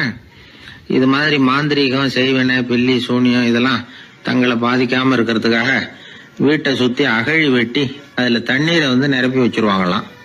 ஆஸ்திரேலியாவில் இருக்கக்கூடிய பழங்குடி மக்கள் கிட்ட ஒரு பழக்கம், ஏதாவது பழங்கள் சாப்பிட்டா அதோட விதைய தண்ணீர்லயோ அல்லது ஆத்துலயோ போட்டுருவாங்களாம். வெளியில போட்டுட்டா அதை எடுத்து செய்வினைக்கு பயன்படுத்திடுவாங்க அப்படிங்கிற பயம். இது மாதிரி உலகம் பூராவும் செய்வினையின் மூலம் அடுத்தவங்களுக்கு பாதிப்பை உண்டு பண்ண முடியும் அப்படிங்கிற நம்பிக்கை இருக்கத்தான் செய்யுது. பொதுவா எல்லா ஊர்லயுமே நகம், முடி, காலடி மண்ணு, மனித உருவ பொம்மை இததான் மந்திரவாதிகள் பயன்படுத்துறாங்களாம். இந்த பில்லி, சூனியம், செய்வினை இதுல இருக்கிற உண்மை என்ன தெரியுமா? நகமோ முடியோ எதையும் செய்யறது இல்ல, சம்பந்தப்பட்டவனுக்கு ஏற்படுற பயம் இருக்கு பாருங்க, அதுதான் பாதிக்கும். இது மனநிலையை பொறுத்த விஷயம், வேற விஞ்ஞான ரீதியான பாதிப்பு இதுல வந்து எதுவும் கிடையாது. நம்ம ஊர்ல ஏற்பட்ட பகுத்தறிவு சிந்தனைகள், மூட நம்பிக்கைகளை எவ்வளவோ குறைச்சிருக்குது. இருந்தாலும் ஏமாந்து போறவங்க இன்னும் இருந்துகிட்டு தான் இருக்கிறாங்க. இந்த காலத்துல சின்ன குழந்தைகளை கூட ஏமாத்துறது கஷ்டம். ஒரு குழந்தை கேட்டுதான், ஏன்பா பிரார்த்தனை பண்ணுனா நமக்கு எல்லாம் கிடைக்குமா அப்படின்னு தான். ஓ கிடைக்குமே அப்படின்னாராம் அப்பா. நீ வச்சிருக்கிறிய பேனா அது கூட கிடைக்குமா அப்படின்னு கேட்டுதான் குழந்தை. ஓ கிடைக்கும் அப்படின்னாராம். அப்படின்னா நீ வச்சிருக்கிற பேனாவை என்கிட்ட கொடுத்துரு, அதுக்கப்புறம் நீ பிரார்த்தனை பண்ணி வேற ஒரு பேனாவை வாங்கிக்கோ அப்படின்னு தான் அந்த சின்ன குழந்தை. ஒரு ராஜா இருந்தார். அவர் ஒரு பெரிய கோயில் கட்டினார். பல ஊர்கள்ல இருந்து சிற்பிகள்லாம் கொண்டுகிட்டு வந்தார். அழகழகா சிற்பங்களை செய்ய சொன்னார். ஊர்ல உள்ள ஜனங்களும் கோயில் கட்டுறதுக்கு அவங்களால முடிஞ்ச உதவியை செஞ்சாங்க. ராத்திரி பகலா வேலை நடக்குது. கோயில் கொஞ்சம் கொஞ்சமா வசந்துகிட்டே வந்துட்டுது. அந்த ஊர்ல ஒரு வயசான அம்மா இருந்தாங்க, ரொம்ப ஏழை. அவங்களுக்கு மனசுக்குள்ள ஒரு உறுத்தல், இந்த ஊர்ல எல்லாரும் இந்த கோவில் கட்டுறதுக்கு அவங்களால முடிஞ்ச உதவியை பண்ணிட்டு இருக்கிறாங்க, நம்மளால ஒன்றும் பண்ண முடியலையே அப்படின்னு நினைச்சு கவலைப்பட்டாங்க. அவங்களுக்கு மனசு கேட்கல, ஏதாவது செய்யணும் நம்மளால முடிஞ்சது அப்படின்னு யோசனை பண்ணாங்க. நல்ல வெயில் நேரத்துல சிற்பிகள்லாம் ரொம்ப சிரமப்பட்டு சிலை வடிச்சுக்கிட்டு இருக்கிறாங்கல்ல, அவங்களுக்கு அந்த நேரம் தாகம் எடுக்குமே, அதனால சிரமப்பட்டு ஒரு குடத்துல தண்ணி எடுத்துக்கிட்டு அதை இடுப்புல வச்சுக்கிட்டு மெதுவா கொண்டுகிட்டு அங்க போறது அப்படின்னு முடிவு பண்ணிட்டு அந்த அம்மா போச்சு. அங்க போய் வேலை செய்யறவங்களுக்கு தாகம் எடுக்கிற போலாம் ஒரு கோவலையில தண்ணியை எடுத்து கொடுத்துக்கிட்டு இருக்கிறது. இப்படியே பண்ண ஆரம்பிச்சுட்டு அந்த அம்மா. ஏதோ அந்த அம்மாவால முடிஞ்ச ஒரு சின்ன உதவி அது. இப்படி கொஞ்சம் கொஞ்சமா வேலை நடந்தது. கோபுரம் வசந்தது, எல்லா வேலையும் முடிஞ்சது. இனிமே கடைசியா கற்ப கிரகத்தின் மேல விமானம் அமைக்க வேண்டியதுதான் பாக்கி. அந்த வேலையும் ஆரம்பமாச்சு. அந்த சிற்பிகள்லயே அனுபவசாலியான ஒருத்தர் இந்த அம்மாவை தேடிட்டு வந்தார். பாட்டி, உங்ககிட்ட இருக்கிற ஏதாவது ஒரு பொருளை கொடுங்க, அந்த விமானத்துல வைக்கலாம் அப்படின்னு நாங்க நினைக்கிறோம் அப்படின்னார். இந்த அம்மாவுக்கு ஒன்றும் புரியல. ஏதாவது இருந்தாவில கொடுக்கலாம், எதுவும் இல்லையே, என்ன பண்றது யோசனை பண்ணாங்க. இத பாருப்பா, என்கிட்ட என்ன இருக்கு, இந்த வாசப்படியில கிடக்குது, இந்த கல்லு தான் இருக்குது, வேணும்னா இத எடுத்துட்டு போங்க அப்படின்னாங்க. உடனே அந்த கல்லை பேத்து எடுத்துட்டு போயிட்டாங்க அவங்க. அங்க போய் பார்த்தா என்ன ஆச்சரியம், அந்த விமானத்து உச்சியில கலசங்களை அமைக்கிறதுக்கான பிரம்ம எந்திரத்தை மூடுற கருங்கல் ஒண்ணு தேவையா இருந்தது. இவங்க எடுத்துட்டு போன கல்லு அதுக்கு ரொம்ப பொருத்தமா அமைஞ்சு போச்சு. ஏதோ அதுக்காகவே அளவெடுத்து செஞ்சது மாதிரி அமைஞ்சுட்டுது. அந்த கல்லையே அங்க அப்படியே பதிச்சுட்டாங்க. ஒரு வழியா கோவிலை கட்டி முடிச்சாங்க. அடுத்தது கும்பாபிஷேகம், அதுவும் ரொம்ப சிறப்பா கோலாகலமா நடந்து முடிஞ்சது. இவ்வளவையும் பார்த்த அந்த ராஜாவுக்கு மனசுக்குள்ள ரொம்ப பெருமையா இருந்தது. இவ்வளவு பெருசா இந்த கோவில் உருவாகிறதுக்கும் இவ்வளவு சிறப்பா இந்த விழா நடக்கிறதுக்கும் நாம தானே காரணம் அப்படின்னு மனசுக்குள்ள நினைச்சுக்கிட்டார். இப்படி நினைச்சுக்கிட்டே அன்னைக்கு ராத்திரி அரண்மனையில படுத்து தூங்கினார். உடனே ஒரு கனவு. ஆண்டவனே அந்த ராஜாவோட கனவுல வந்தார். ராஜா ஆண்டவனை வணங்கினார். இறைவா, உங்களுக்காக நான் கட்டி இருக்கிற கோவில் எப்படி இருக்குது, நல்லா இருக்குதா அப்படின்னு கேட்டார் ராஜா. அதுக்கு இறைவன் சொன்ன பதில் என்ன தெரியுமா, நீ கட்டின கோவில்ல அந்த கிழவியோட நிழல்ல நான் சுகமா இருக்கிறேன் அப்படின்னாராம். இப்படி சொல்லிவிட்டு கடவுள் மறைஞ்சுட்டார். கனவு கலைஞ்சது. ராஜா விசாரிச்சார், யார் அந்த கிழவி அப்படின்னு. எல்லாரும் விவரத்தை சொன்னாங்க. அப்பதான் ராஜா நினைச்சு பார்த்தார், இந்த கோவிலை நானே கட்டினதாக ரொம்ப பெருமைப்பட்டுக்கிட்டேன். ஆனா அந்த வயசான அம்மா வீட்டு வாசல்ல கிடந்த கல்லு அது இறைவனுக்கு சுகமான நிழல் கொடுக்கறதாக சொல்றாரு அப்படிங்கறத எண்ணி பார்த்தார். நான்கிற எண்ணம் நழுவி போயிட்டுதான். கோபுரம் எவ்வளவு பெருசுங்கிறது முக்கியம் இல்ல, குணம் எவ்வளவு பெருசுங்கிறது தான் முக்கியம். அந்த வயசான அம்மா நம்ம நாட்டுல வாழறது தான் நமக்கு உண்மையான பெருமை அப்படின்னு நினைச்சாராம் ராஜா. இந்த காலத்திலயும் ஒரு ஊர்ல ஒரு கோவில் கட்டினாங்க. எல்லா ஜனங்களும் அவங்களால முடிஞ்சதை செஞ்சாங்க. நம்மால ஒருத்தன் அந்த திருப்பணி குழு தலைவரை போய் பார்த்தான். நான் ஏதாவது ஒத்துழைக்கணுமா ஐயா அப்படின்னு ரொம்ப பணிவா கேட்டான். திருப்பணி குழு தலைவர் சொன்னார், இத பாருப்பா, இந்த கோவில் கட்டி முடிக்கிற வரைக்கும் உன்னுடைய ஒத்துழைப்பு எதுவும் தேவையில்லை. கட்டி முடிச்சு கும்பாபிஷேகம் ஆனதுக்கு அப்புறம் தான் உன்னுடைய ஒத்துழைப்பு ரொம்ப அவசியம் அப்படின்னார். அதுக்கப்புறம் நான் என்ன செய்யணும் சொல்லுங்கன்னா, இவன் இந்த சாமி சிலையை நீ திருடிட்டு போகாம இருக்கணும், அவ்வளவுதான் அப்படின்னாராம் அவர். ஆங்கிலேய ஆட்சி இந்தியாவில நடந்துகிட்டு இருந்த காலம். மூதறிஞர் ராஜாஜி சேலத்துல வழக்கறிஞரா தொழில் நடத்திட்டு இருக்கிறார். அவர் ஒரு சமயம் தன்கிட்ட வேலை செஞ்சுக்கிட்டு இருந்த பணியாளர் ஒருத்தரை கூப்பிட்டார். இத பாருப்பா, இந்த அஞ்சல் தலைய இந்த தபால் கவர்ல ஒட்டிட்டு வா அப்படின்னு சொன்னாராம். அந்த ஆள் உடனே அந்த கவரையும் ஸ்டாம்பையும் வாங்கிட்டு போனார். பசை தடவி ஸ்டாம்பை கவர்ல ஒட்டினார். திருப்பி கொண்டுகிட்டு ராஜாஜி கிட்ட கொடுத்தார். இவர் அதை வாங்கி பார்த்தார். உடனே சிரிக்க ஆரம்பிச்சுட்டாராம். அவரால் சிரிப்பை அடக்க முடியல. அந்த பணியாளரை பார்த்து, ஏன்பா, நாங்க எல்லாரும் எவ்வளவோ பாடுபட்டு முயற்சி பண்ணி போராடிட்டு வர்றோம், ஆனா எங்களால முடியல, எங்களால முடியாத அந்த காரியத்தை நீ ஒரு நிமிஷத்துல செஞ்சுட்டியே அப்படின்னு சொல்லிவிட்டு மறுபடியும் சிரிச்சாராம். பணியாளருக்கு உடனடியா ஒன்றும் புரியல, என்னன்னு பார்த்தார். அப்புறம் ராஜாஜி சொன்னாராம், ஆமாப்பா நீ ஒரு நிமிஷத்துல பிரிட்டிஷ் மன்னரை வந்து கவுத்துட்டியே அப்படின்னாராம். அப்புறம் தான் விவரம் புரிஞ்சிருக்குது. அந்த பணியாளர் மன்னர் உருவம் இருந்த அந்த தபால் தலைய அந்த கவர்ல தலைகீழா ஒட்டி வச்சிருக்கிறார். அதை பார்த்துட்டு தான் ராஜாஜி அப்படி சொன்னாராம். இந்த நகைச்சுவை உணர்வு அவருக்கு இயல்பாவே இருந்தது. சேலத்துல வெங்கட சுப்பையர் அப்படின்னு சொல்லி ஒரு பிரபலமான வக்கீல், அவரும் ராஜாஜியும் ஒரு ஊர்ல பொதுக்கூட்டத்தை முடிச்சுக்கிட்டு திரும்பி ரயில்ல சென்னைக்கு வந்துகிட்டு இருக்கிறாங்க. ராத்திரி நேரம். வெங்கட சுப்பையர் ஜன்னல் ஓரமா உட்காந்து பயணம் பண்ணிட்டு இருக்கிறார். திடீர்னு ஒரு இடத்துல அவரோட கை கடிகாரம் நழுவி ஜன்னல் வழியா வெளியில வந்துட்டுதான். அவர் உயிருக்குயிரா பாதுகாத்து வச்சிருந்த வாட்ச் அது. ஏன் தெரியுமா? அவர் வக்கீல் ஆகிறதுக்கு முன்னாடி சென்னை கிறித்துவ கல்லூரியில பணியாற்றிக்கிட்டு இருந்தார். பணி முடிஞ்சு விலகிறப்போ அவர்கிட்ட படிச்ச மாணவர்கள்லாம் அன்புக்கு அடையாளமா ரொம்ப பிரியமா கொடுத்த கை கடிகாரம் அது. அப்பேற்பட்ட அன்பு பரிசை திடீர்னு இழந்து விடுறதுக்கு யாருக்குதான் மனசு வரும்? ஐயோ வாட்சி வெளியில விழுந்துட்டுதே அப்படின்னு பதட்டத்தோட சத்தம் போட ஆரம்பிச்சாராம். ராஜாஜி பக்கத்துலதான் உட்கார்ந்து இருக்கிறார். இருந்தாலும் இதை கேட்டுட்டு பதட்டப்படல, பதில் எதுவும் சொல்லல. அவர் பாட்டுக்கு என்னத்தையோ 1, 2, 3ன்னு எண்ணிட்டே வந்தாராம். வெங்கட சுப்பையர் ரொம்ப வேதனைப்பட்டிருக்கார். என்னங்க இது, என்னோட அருமையான கை கடிகாரம் நழுவி வெளியில விழுந்துட்டுது, அதுக்காக நான் தவிச்சுக்கிட்டு இருக்கிறேன். நீங்க என்னன்னா இதை கொஞ்சம் கூட காதுல வாங்கிக்காம குழந்தை மாதிரி என்னத்தையும் எண்ணிட்டே வர்றீங்களே அப்படின்னாராம். அப்பவும் ராஜாஜி ஒன்னும் பதில் பேசல. அவர் பாட்டுக்கு விடாம எண்ணிட்டே வந்தார். அடுத்த ஸ்டேஷன்ல வண்டி நின்னுது. ராஜாஜி ஸ்டேஷன் மாஸ்டரை கூப்பிட்டார். அவர் வந்ததும் அவர்கிட்ட சொன்னாராம், சார் எங்களுக்கு ஒரு உதவி செய்யணும். நாங்க வர்ற வழியில என் நண்பரோட வாட்சி வெளியில விழுந்துட்டுது. அது விழுந்த இடத்துல இருந்து தந்தி கம்பங்களை விடாம எண்ணிக்கிட்டே வந்திருக்கிறேன். இவ்வளவு கம்பங்களுக்கு அப்பால அது கிடக்கும். தயவு பண்ணி யாரையாவது அனுப்பி அதை தேட ஏற்பாடு பண்ணுங்க. அது கிடைச்சுட்டுதுன்னா எங்களால முடிஞ்ச அன்பளிப்பு தர்றோம். அது மட்டும் இல்ல, எங்களுக்கு ஒரு லெட்டர் போடுங்க கிடைச்சுட்டுதுங்கிற விவரத்தை, நாங்க வந்து வாங்கிக்கிறோம் அப்படின்னு எல்லாம் சொன்னாங்களாம். அப்படின்னு சொல்லி முகவரியெல்லாம் கொடுத்துட்டு வந்துட்டாங்க அவங்க. கொஞ்ச நாள்ல அந்த கடிகாரமும் வந்து சேர்ந்துட்டுதான். இது எதுக்கு சொல்றாங்கன்னா, பதற்றம் அடையக்கூடாது அப்படிங்கறது ரொம்ப முக்கியம். பதற்றம் அடையக்கூடிய நேரத்துல கூட அறிவை சிதற விடாம செயல்படுத்துற சாமர்த்தியம் எல்லாருக்கும் சுலபமா வந்துடாது. அவரோட நகைச்சுவை உணர்வுக்கு இன்னொரு உதாரணம். ஒரு தடவை அவரை பாக்குறதுக்கு ஒரு நண்பர் வந்தாராம். என்னப்பா பண்ணிட்டு இருக்கிற அப்படின்னு விசாரிச்சிருக்கார் ராஜாஜி. இப்ப நான் நிறைய கதை கட்டுரை எல்லாம் எழுதுறேன் சார், புத்தகம் போடுறேன் அப்படின்னாராம் வந்தவர். அப்படின்னா சாப்பாட்டுக்கு என்ன பண்ற அப்படின்னு கேட்டாராம் ராஜாஜி. இங்க எழுத்த நம்பி யாரும் காலம் தள்ள முடியாதுங்கிறத அவ்வளவு தெளிவா அவர் புரிஞ்சு வச்சிருக்கிறார். என்னுடைய நண்பர் ஒருத்தர், அவர் விரல்ல நகமே இருக்காது. என்ன காரணம்னு நினைக்கிறீங்க? எல்லாத்தையும் அவரே கடிச்சு துப்பிடுவார். அப்படி ஒரு பழக்கம். சின்ன குழந்தைகள் நகம் கடிக்குது, விரல் சூப்புது.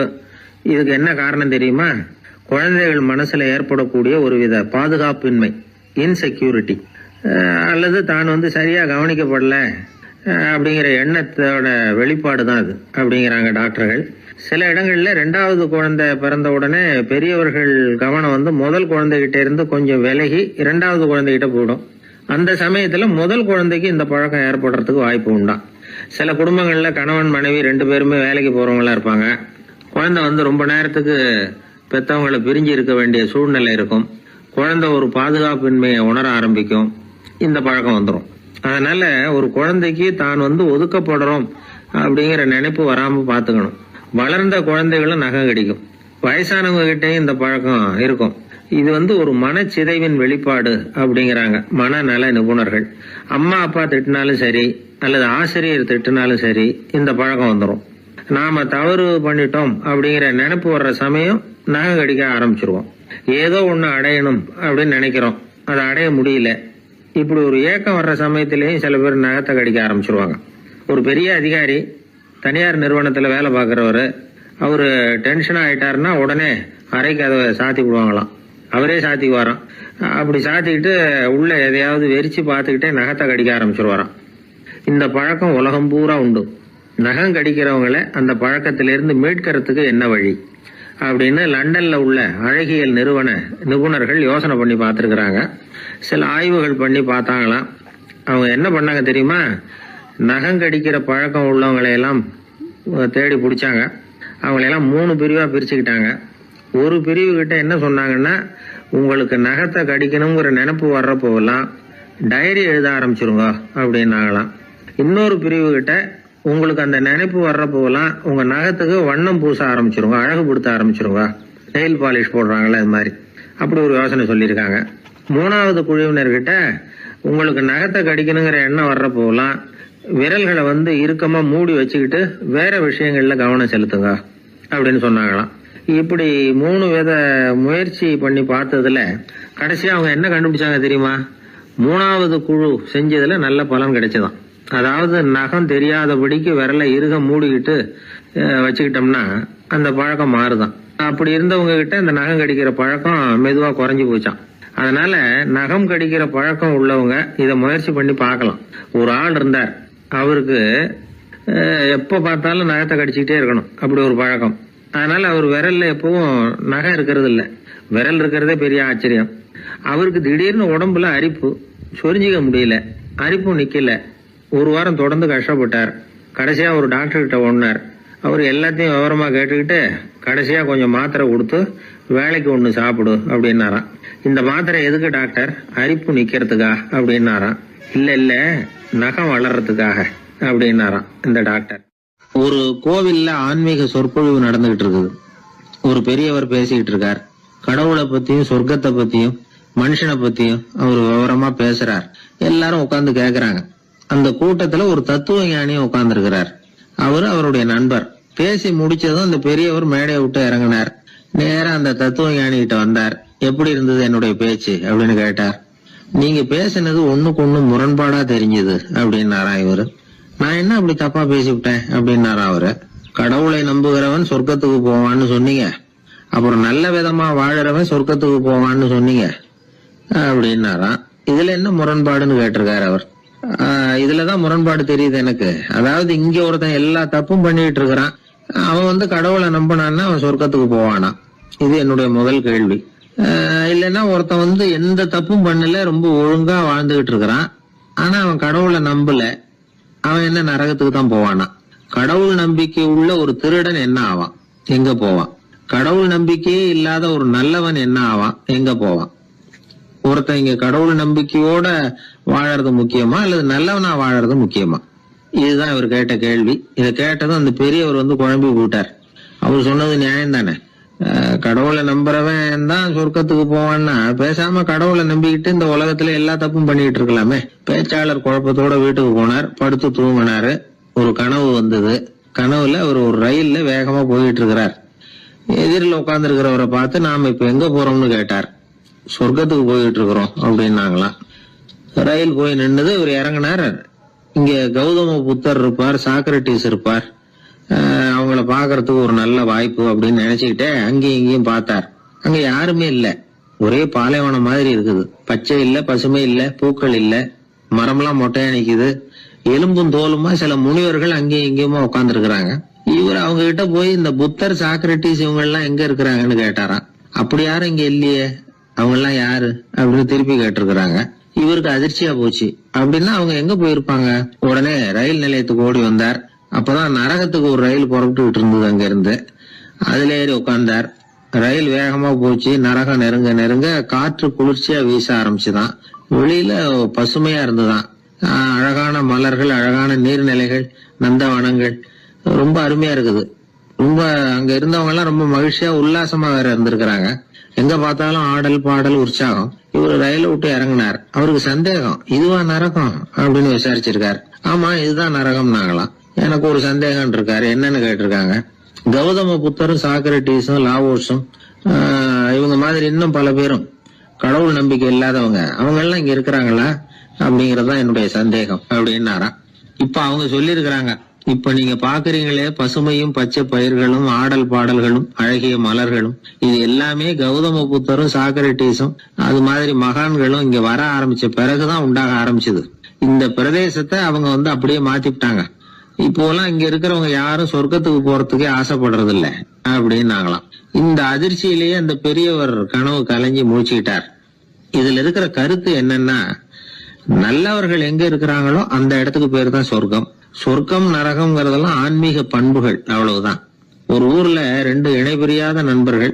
ஒருத்தன் கேட்டான், இப்ப கடவுள் நம்ம முன்னாடி வந்து உங்க 2 பேர்ல யாராவது ஒருத்தர் மட்டும் என்னோட சொர்க்கத்துக்கு வரலாம் அப்படின்னு கூப்பிட்டா நீ என்ன சொல்லுவேன்னு கேட்டானா. இவன் ரொம்ப பெருந்தன்மையா உன்னையே அழைச்சிட்டு போக சொல்லிடுவேன் அப்படின்னு இருக்கான். அப்படின்னா உனக்கு சொர்க்கம் வேணாமான்னு கேட்டிருக்கான் அவன். நீ என்னை விட்டுட்டு போனாவே அப்புறம் இந்த பூலோகமே எனக்கு சொர்க்கம் தாண்டா அப்படின்னு நானா இவன். ஒரு பெரிய அரசன் இந்த உலகம் பூராவையும் ஆண்டுகிட்டு இருந்தான். ரொம்ப காலம் அப்படி அரசாட்சி பண்ணிக்கிட்டு இருந்தான். திடீர்னு அவனுக்கும் சில எதிரிகள் முளைச்சாங்க. அவங்கெல்லாம் ஒன்று சேர்ந்து இவனை தோற்கடிச்சுட்டாங்க. தோற்று போனதும் இவனுக்கு பயம் வந்துட்டுது, எங்கே எதிரிகள் நம்ம கொண்டுடுவாங்களோ அப்படின்னு. வெளியில் வந்தால் தனக்கு ஆபத்துன்னு பயந்துக்கிட்டு யாருக்கும் தெரியாமல் ஒரு குகைக்குள்ளே போய் பதுங்கி கிடக்கிறான். நிலைமையை பாருங்கள். முதல் நாள் வந்து அரண்மனையில் அதிகாரம் பண்ணிக்கிட்டு இருந்தவன் மறுநாள் வந்து குகையில் பயந்து போய் பதுங்கி கிடக்கிறான். ராத்திரி நேரம் வந்தது, பசி வயத்தை கிள்ளுது, பிச்சை எடுத்து சாப்பிட வேண்டிய நிலைமை. பிச்சை எடுக்கிறதுக்கு பாத்திரம் வேணுமே, என்ன பண்ணுறது அப்படின்னு அங்கேயும் இங்கேயும் பார்க்குறான். ஒரு மூலையில் யாரோ விட்டுட்டு போன ஒரு ஓடு கிடக்குது. அதை எடுத்துக்கிட்டு புறப்பட்டான். இருட்டில் வழி புரியல. ஏதோ ஒரு யூகத்தில் காலை மெதுவாக எடுத்து வச்சு நடந்து போய்கிட்டு இருக்கிறான். வழியில் ஒரு கருப்பு நாய் படுத்து கிடந்தது. இருட்டில் அவன் இது கண்ணுக்கு சரியாக தெரியல. அவனுக்கு தவறி போய் காலை வச்சுட்டான் அது மேலே. நாய் சும்மா இருக்குமா, வள்ளுன்னு உழுந்து கடிச்சு விட்டுது. காலை பார்க்குறான், காலத்தையும் நினச்சி பார்க்குறான். அரண்மனையில் வந்து வீரக்கழல் அணிந்த காலை உடைய மன்னா அப்படின்னு புகழ்வாங்களே புலவர்கள்லாம். ஆனால் அது இன்றைக்கி நாய் கடித்த காலம் ஆயிட்டுதே அப்படின்னு நினைக்கிறான். அது மட்டும் இல்லை, முன்னாடியெல்லாம் பொற்கிண்ணங்களில் தான் அவன் சாப்பிடுவான். ஆனால் இப்போது உடஞ்சி போன ஓட்டு, அது ஓட்டை வந்து கையில் வச்சுக்கிட்டு நிற்கிறான். அதில் ஏதாவது யாராவது சாப்பாடு போடுவாங்களான்னு. முன்னாடியெல்லாம் நிறைய பேர் அரண்மனைக்கு வருவாங்க. அரசருக்கு காணிக்கைன்னு சொல்லி இவன் காலடியில் கொண்டாந்து கொட்டுவாங்க. அப்போல்லாம் இவன் அந்த ஜனங்களுடைய முகத்தை திரும்பி கூட பார்க்கறதில்ல. ரொம்ப கர்வமாக உட்காந்துருப்பான். அதே ஆள் இன்றைக்கி எல்லார் கண்ணுலேயும் படுறது மாதிரி பிச்சை எடுத்துக்கிட்டு இருக்கிறான். அப்போலாம் காணிக்கைகளை வந்து தன்னுடைய கையால் வாங்கிறது தனக்கு கௌரவ குறைச்சல்னு நினச்சி தன்னுடைய வேலைக்காரங்களை விட்டு தான் அதை வாங்க சொல்லுவான். இப்போ பார்த்தீங்கன்னா அவனே தன் கையாலேயே பிச்சை வாங்குறான். நினச்சி பாருங்கள், அந்த மனுஷன் முத நாள் அரசன், மறுநாள் பிச்சைக்காரன். எவ்வளோ வித்தியாசம். செல்வம் தான் இப்படி ஒரு வித்தியாசம் ஏற்படுறதுக்கு காரணம். அப்படிப்பட்ட செல்வம் வாழ்க்கையை நடத்துறதுக்கு நமக்கு தேவைதான். ஆனால் அதையே நாம் அடைய வேண்டிய பயனாக நினைக்கிறோம் பாருங்கள், அதுதான் வேடிக்கை. இதை வந்து நம்மாழ்வார் அழகாக ஒரு பாசுரத்தில் சொல்கிறார். ஒரு நாயகமாய் ஓட உலகுடன் ஆண்டவர், கருணாய் கவர்ந்த காலர், சிதைகிய பானையர், பெருநாடு காண இம்மையிலே பிச்சைதாம் கொள்வர், திருநாரணன் தாழ் காலம் பெற சிந்தித்து உய்மினோ அப்படிங்கிறார் நம்மாழ்வார். ஒரு பெரிய பணக்காரர் ஒரு துறவிகிட்ட போய், சாமி என்கிட்ட நிறைய பணம் இருக்குது, இருந்தாலும் நிம்மதி இல்லை, என்னால் நிம்மதியாக இருக்க முடியல, என்ன காரணம்னு கேட்டாராம். உடனே அந்த துறவி இதுக்கு நேரடியாக பதில் சொல்லாமல் பக்கத்தில் நின்றுக்கிட்டு இருந்த ஒரு குழந்தைய கூப்பிட்டார். அது ஓடியாந்தது. ஒரு ஆப்பிள் பழத்தை எடுத்து அது கையில் கொடுத்தார். அதை வாங்கிக்கிட்டு குழந்தை சிரிச்சுது. இன்னொரு பழத்தை எடுத்து கொடுத்தார். அதை இன்னொரு கையில் வாங்கிட்டு சிரிச்சுது. 3வது ஆப்பிள் எடுத்து கொடுத்தார். 2 பழத்தையும் நெஞ்சில் அணைச்சிக்கிட்டு 3வது பழத்தையும் வாங்கிறதுக்கு முயற்சி பண்ணிச்சு. ஆனால் அது உடனே நழுவி கீழே விழுந்து உருண்டு ஓடிச்சு. ஏற்கனவே இருந்ததும் விழுந்துட்டுது. இப்போ அந்த குழந்தை அழ ஆரம்பிச்சுட்டுது. இப்போ அந்த துறவி பணக்காரர்கிட்ட சொன்னாராம், குழந்தைய கவனிச்சியா, 2 ஆப்பிள் போதும்னு அது நினச்சிருந்தா இப்போ அது அழ வேண்டிய அவசியம் வந்திருக்குமா அப்படின்னாராம். எதுவுமே அளவுக்கு மிஞ்சினா துன்பந்தான். இந்த காலத்தில் இதெல்லாம் யார் காதில் வாங்குறாங்க? ஒருத்தனை நல்ல வழிக்கு கொண்டு வரணும்னு நினச்சி அவனை கூப்பிட்டு உட்கார வச்சு இந்த கதையை சொல்லிகிட்டு இருந்தாங்க. சொல்லிவிட்டு அந்த குழந்தை செஞ்சது தப்பு தானே அப்படின்னு கேட்டிருக்கிறாங்க. ஆமாம், தப்பு தான், நானாக இருந்தால் அப்படி செஞ்சுருக்க மாட்டேன் நானா இவன். 2 பழமே போதும்னு சொல்லியிருப்பியா அப்படின்னு கேட்டிருக்காங்க. அப்படி இல்லைங்க, அவர் கொடுக்க கொடுக்க ஒவ்வொரு பழமாக வாங்கி பின்னாடி வச்சுட்டு மறுபடியும் கையை நீட்டுவேன் அப்படிங்கிறானா. இவெல்லாம் எந்த காலத்தில் திருந்துறது? ஒரு நாள் ஒரு 10-15 பள்ளிக்கூடத்து பிள்ளைங்க தேடிட்டு வந்தாங்க. உங்களை பார்த்துட்டு தான் போகணும், அதுக்காக தான் வந்திருக்கோம்னாங்க. என்ன விஷயம்னு கேட்டோம். நாங்கள்லாம் கூடி ஒரு முடிவு பண்ணியிருக்கிறோம், அதை உங்ககிட்ட சொல்லணும் அப்படின்னாங்க. அதுவும் ஒரு வாண்டு பையன் அதை சொன்னான். என்ன முடிவு அது அப்படின்னு கேட்டோம் ரொம்ப ஆர்வமாக. அதை இப்போ சொல்ல மாட்டோம், எங்களுக்கு பிடிக்கிற மாதிரி ஏதாவது ஒரு தகவல் சொன்னால் அதுக்கப்புறம் நாங்கள் அதை சொல்கிறோம் அப்படின்னா அந்த வாண்டு பையன். சரி சின்ன பையன்கிட்ட இன்னைக்கு வசமாக மாட்டிக்கிட்டோம் அப்படின்னு நினச்சிக்கிட்டு அவங்களுக்கு தகுந்த மாதிரி ஒரு கதை சொல்ல ஆரம்பித்தோம். அது என்ன கதைன்னா, ஒரு பெரிய காடு, அதில் பலவிதமான மிருகங்கள். அந்த காட்டுக்கு ஒரு சிங்கம் தான் ராஜா. எப்பவும் காட்டுக்கு அது தானே ராஜா. ஒரு பெரிய யானைக்கு இது பொறுக்கலை. என்ன இது, எப்போ பார்த்தாலும் இங்கே சிங்கத்துக்கே ராஜா பதவி கிடைக்குது, நான்லாம் எவ்வளவு பலசாலியாக இருக்கிறேன், அப்படி இருந்தும் எனக்கு அந்த பதவி கிடைக்கலையே அப்படின்னு தனக்குள்ளே பொறுமிக்கிட்டே இருந்தது. ராஜா பதவியை நினச்சி ரொம்ப ஏக்கம், அதுக்கு பதவி மோகம். இந்த சமயம் பார்த்து ஒரு குள்ள நரி கூட்டம் அதை தேடிட்டு வந்தது. ஐயா பெரியவங்களே, நீங்கள் இந்த காட்டுக்கு ராஜாவாக இருக்க ஆசைப்படுறீங்க, அதில் ஒன்றும் தப்பு இல்லை. ஆனால் அதுக்கு முன்னாடி நீங்கள் எங்கள் கூட்டத்துக்கு கொஞ்ச நாள் தலைவராக இருங்க, அதாவது ராஜாவாக இருங்களேன், உங்களுக்கும் ஒரு ட்ரைனிங் கிடைச்சது மாதிரி இருக்கும் அப்படின்னு சொல்லியிருக்குது இந்த கூட்டம், குள்ள நரி கூட்டம். இதை கேட்ட உடனே யானைக்கு ரொம்ப சந்தோஷம் தாங்கலை. அதுதான் எப்போன்னு பதவிக்காக காத்துக்கிட்டு இருக்குதே. இருந்தாலும் கொஞ்சம் பிகுவோட, சரி நீங்கள்லாம் இவ்வளோ தூரம் என்னை தேடிட்டு வந்து கேட்கறதுனால மறுக்க முடியல அப்படின்னு ரொம்ப ஏதோ அவளுக்கு சிரமப்பட்டு ஒத்துக்கிறது மாதிரி ஒத்துக்கிட்டது. ஏதோ உங்கள் ஆசைக்கு கட்டுப்படுறேன், கொஞ்ச நாள் உங்கள் கூட்டத்துக்கு ராஜாவாக இருக்கிறதுக்கு சம்மதிக்கிறேன் அப்படின்னுது. உடனே அந்த யானை ராஜ நட போட ஆரம்பிச்சிட்டுது. யானை சாதாரணமாக நடந்தாவே எப்படி இருக்குங்கிறது நமக்கு தெரியும். அதுவே ராஜ நட நடந்தால் எப்படி இருக்கும் கற்பனை பண்ணி பாருங்கள். யானை முன்னாடி கம்பீரமாக போய்கிட்டு இருக்குது, தலைவர் இல்லையா, அதனால் குள்ள நரிகள்லாம் ரொம்ப அடக்கமாக அது பின்னாடி அணிவகுத்து போயிட்டு இருக்குது. ராஜா வாழ்க, மன்னர் வாழ்க அப்படின்னு கோஷம் வேற. யானைக்கு தலைகால் புரியல, அவ்வளவு சந்தோஷம். அந்த யானைக்கு செருக்கு, ஆணவம் எல்லாம் ஏற்பட்டு போச்சு. அதுக்கப்புறம் அது தரையை பார்க்குமா, நிமிர்ந்து நடக்க ஆரம்பிச்சுட்டுது. தரையை பார்க்குறதே இல்லை. அப்படி போயிட்டுருக்கிறப்போ ஒரு சதுப்பு நிலத்தில் திடீர்னு காலை வச்சுட்டுது. அவ்வளோதான், கால் உள்ளே போட்டுது. இன்னொரு காலை எடுத்து வச்சுது, அதுவும் உள்ளே போட்டுது. அந்த 2 காலையும் எடுக்கிறதுக்காக அடுத்த 2 காலையும் அழுத்திச்சு, அதுவும் உள்ளே போக ஆரம்பிச்சுட்டுது. இப்போ 4 காலம் வசமாக சேத்துல அழுந்தி போச்சு, எடுக்க முடியல. குள்ள நரிகள்லாம் அதை சுற்றி சுற்றி வந்தது. சிலது சுற்றி நின்று டான்ஸ் ஆட ஆரம்பிச்சுட்டுது யானையை பார்த்துட்டு. இதை யானை பார்த்தது. என்ன இது, தலைவர் நான் தவிச்சுக்கிட்டு இருக்கிறேன், தொண்டர்கள்லாம் சுற்றி நின்று வேடிக்கை பார்த்துக்கிட்டு இருக்கிறீங்க, டான்ஸ் ஆடுறீங்க அப்படின்னு கேட்டுதான். தொண்டர்களே, தலைவர் நான் தவிச்சுக்கிட்டு இருக்கிறது உங்களுக்கு தெரியலையா? இப்போ உடனே உங்கள் தலைவரை காப்பாற்ற வேண்டியது உங்கள் கடமை இல்லையா அப்படின்னு கத்துச்சான் அந்த யானை. குள்ள நரிகளில் ஒன்று முன்னாடி நின்று அந்த யானையை பார்த்து தான், தலைவரே எங்களுக்கு ரொம்ப நாளாக ஒரு ஆசை, அந்த ஆசையை நிறைவேற்றிக்கிறதுக்காக தான் உங்களை எங்கள் தலைவராக ஏற்றுக்கிறோம்னு சொன்னோம் அப்படின்னு தான். என்ன ஆசைன்னு கேட்டிருக்கு யானை. யானை கறி சாப்பிட்டு பார்க்கணுங்கிறது எங்களுக்கு ரொம்ப நாளாக ஆசை, அது இன்றைக்கி தான் நிறைவேற போகுது அப்படின்னு தான் அந்த நரி. இதை கேட்ட உடனே அந்த யானை அப்படியே மூர்ச்சி ஆகிட்டு தான். நரிகள்லாம் அது மேலே ஏறி குதற ஆரம்பிச்சுட்டு தான். பதவி மேலே இருந்த பேராசை அந்த பலசாலியான யானையையே மாட்டி விட்டுட்டுது பார்த்தீங்களா அப்படின்னு சொல்லி முடித்தோம் இந்த கதையை அந்த சின்ன பிள்ளைங்க கிட்ட. சரிங்க, இப்போ நாங்கள் உங்களை தேடி வந்த விஷயம் என்னங்கிறத சொல்லவா அப்படின்னா ஒரு வாண்டு பையன். சீக்கிரம் சொல்லு தம்பி, சஸ்பென்ஸ் தாங்கலை அப்படின்னோம். அவன் மெதுவாக எங்களை பார்த்து சொல்கிறான், எங்களுக்கு கொஞ்ச நாள் நீங்கள் தலைவராக இருந்தால் தேவலை அப்படின்னா.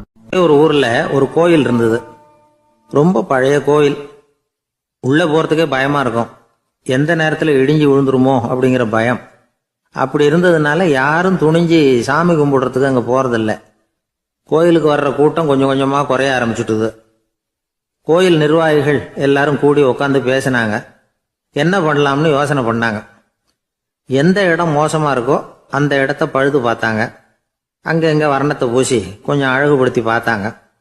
ஏதோ இந்த ஊரில் கோயில்னு ஒன்று இருக்குது, அது மக்களுக்கு தெரியணும் அப்படிங்கிறதுக்காகத்தான் இப்படிலாம் பண்ணாங்க. இருந்தாலும் கோவில் இருக்கிற நிலைமை மக்களுக்கு தெரியும், அதனால் அங்கே வர்றது குறைச்சிக்கிட்டாங்க அவங்க. ஒரு கட்டத்தில் யாருமே வர்றதில்லை, நிலைமை அந்த அளவுக்கு ஆயிட்டுது. மறுபடியும் கோவில் நிர்வாகிகள் கூட்டம் நடந்தது. இந்த கூட்டம் கூட கோயிலுக்கு உள்ளே நடக்கலை, இடிஞ்சு விழுந்துருமோங்கிற பயம். அதனால் வெளியில தான் உட்காந்து கூட்டத்தை நடத்தினாங்க. ஏன்னா உள்ளே போகிறதுக்கு அவங்களுக்கும் துணிச்சல் கிடையாது, எந்த நேரமும் விழுந்துரும் போல இருந்தது அது. அது வழியாக போகிறவங்க கூட வேகமாக அந்த இடத்த கடந்து போக ஆரம்பிச்சிட்டாங்க. கோவில் நிர்வாகிகள் வெளியில் உட்காந்து கூட்டம் போட்டாங்க இல்லையா, அந்த கூட்டத்தில் 4 தீர்மானங்களை நிறைவேற்றினாங்க.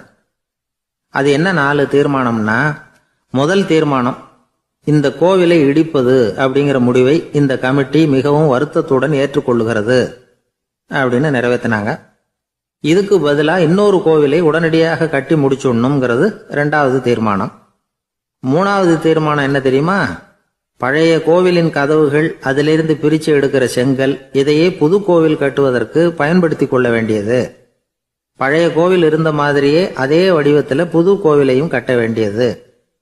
பழைய கோவிலின் அஸ்திவாரத்தை அப்படியே வச்சுக்கிட்டு அதுக்கு மேலே நாம் கோவிலை கட்டிக்க வேண்டியது. இதுதான் 3வது தீர்மானம்.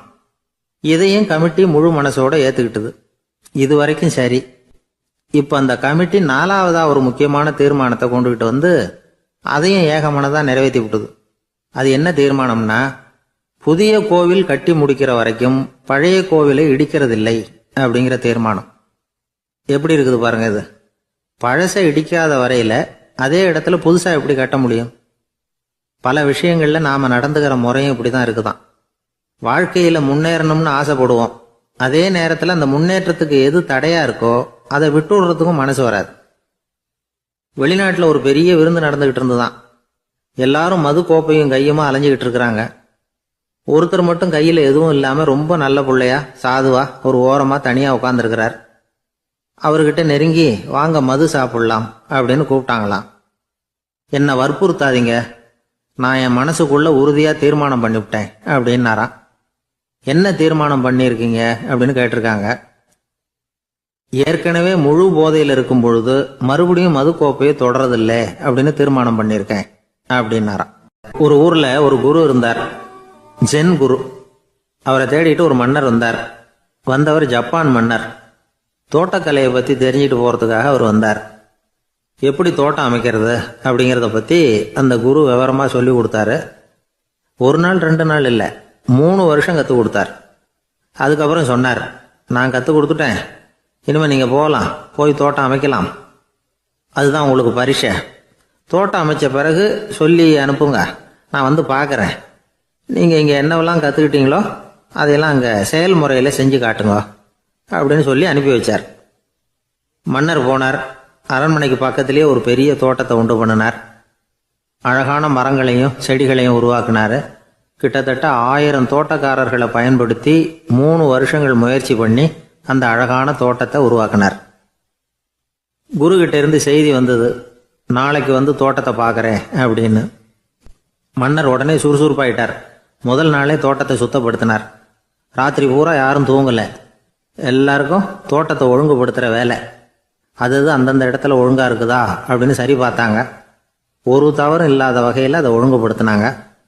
மறுநாள் குரு வந்தார், தோட்டத்தை பார்த்தார். அவருக்கு கோபம் வந்துட்டுது. மன்னருக்கு ஆச்சரியம், எப்பவும் சிரிச்சுக்கிட்டே இருக்கிறவர் இப்போ இப்படி இருக்கிறாரே அப்படின்னு. மெதுவாக குரு கிட்ட போய் எல்லாம் சரியாக தானே இருக்குது அப்படின்னார். எல்லாம் சரிதான், ஆனாலும் எங்கே அந்த பொன்னிற காற்று அப்படின்னார். உதிர்ந்த இலைகள், பொன் மஞ்சள் நிற இலைகள் காற்றில் அப்படி புரண்டு ஓடுவதை நான் பார்க்க முடியவில்லையே அப்படின்னாராம். அது இல்லாமல் இந்த தோட்டம் உயிரோட்டம் உள்ளதாக இருக்காது, இதில் பாடல் இல்லை, ஆடல் இல்லை, அதெல்லாம் இல்லாமல் இந்த தோட்டம் ரொம்பவும் செயற்கையாக தெரியுதுன்னாராம். மன்னர் இப்போதான் யோசனை பண்ணார். கீழே கிடந்த காஞ்சி போன இலைகள் மட்டும் இல்லை, மரத்தில் இருந்த காஞ்சி போன இலைகளையும் அப்புறப்படுத்தி சுத்தமாக வச்சிருக்கிறார். இறப்பும் வாழ்க்கையினுடைய ஒரு பகுதி தான். மரணம்ங்கிறது வாழ்க்கைக்கு எதிரானது அல்ல, அதை நிரப்பும் ஒரு பகுதி தான் அது. மரணம் இல்லையில் வாழ்க்கையே இல்லை அப்படிங்கிறது பெரியவங்க கருத்து. இப்போ அந்த தோட்டம் அழகாக தான் இருக்குது, இருந்தாலும் அது ஒரு ஓவியம் மாதிரி உயிர் இல்லாமல் இருக்கு. குரு ஒரு வாளியை கையில் எடுத்துக்கிட்டார். தோட்டத்தை விட்டு வெளியில போனார். ஏற்கனவே வீசி எறிந்த அந்த சருகுகளை எல்லாம் அள்ளி கொண்டுகிட்டு வந்தார்.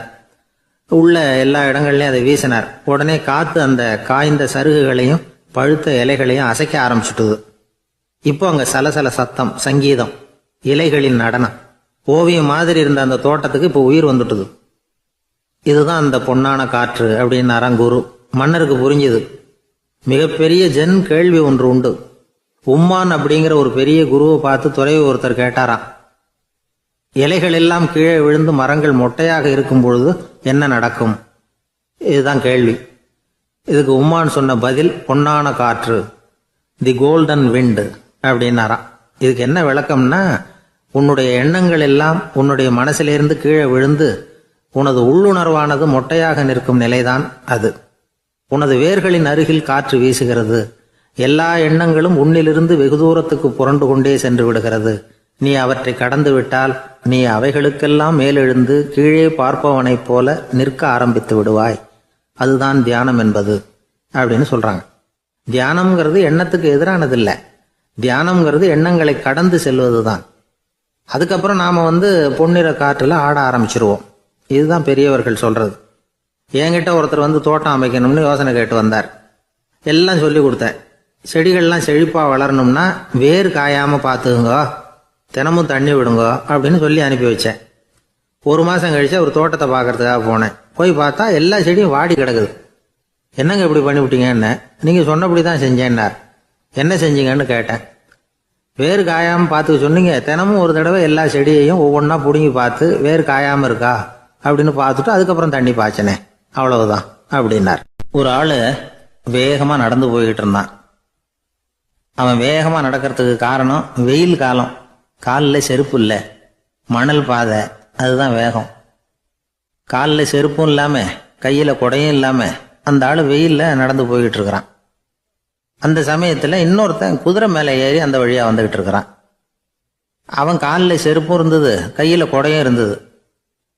நடந்து போய்கிட்டு இருந்தவன் அந்த குதிரை ஆசாமியை பார்த்து கேட்டான், ஐயா, நீங்களும் குதிரை மேல உட்காந்துக்கிட்டு போய்கிட்டு இருக்கிறீங்க, அப்படி இருக்கிறப்போ உங்களுக்கு அந்த செருப்பு என்னத்துக்கு? அதை எனக்கு கொடுத்து உதவலாமே அப்படின்னா. குதிரை மேல உட்காந்துருந்தவன் யோசனை பண்ணி பார்த்தான். இவன் சொல்றது நியாயம்தானே அப்படின்னு சொல்லி தன்னுடைய செருப்பை கழட்டி அந்த வழிப்போக்கனுக்கு கொடுத்துட்டான். ரொம்ப நல்லதுங்க அப்படின்னு சொல்லி இவன் அதை வாங்கி காலில் மாட்டிக்கிட்டான்.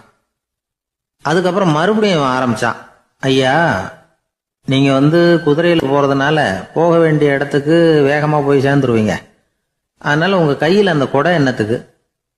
நான் நடந்து போயிட்டு இருக்கிறவன், ரொம்ப நேரம் நடக்க வேண்டியிருக்கும் இந்த வெயில்ல, அதனால அந்த குடையையும் எனக்கு கொடுங்களேன் அப்படின்னா. குதிரை வீரன் யோசனை பண்ணி பார்த்தான். இதுவும் நியாயம்தானே அப்படின்னு அவனுக்கு தோணுச்சு. உடனே இறக்கப்பட்டு தன் காலில் இருந்த செருப்பை கொடுத்தது மாதிரியே தன் கையில் இருந்த கொடையையும் இவங்கிட்ட கொடுத்துட்டான். அதுக்கப்புறம் அவன் நிம்மதியா புறப்பட்டான்.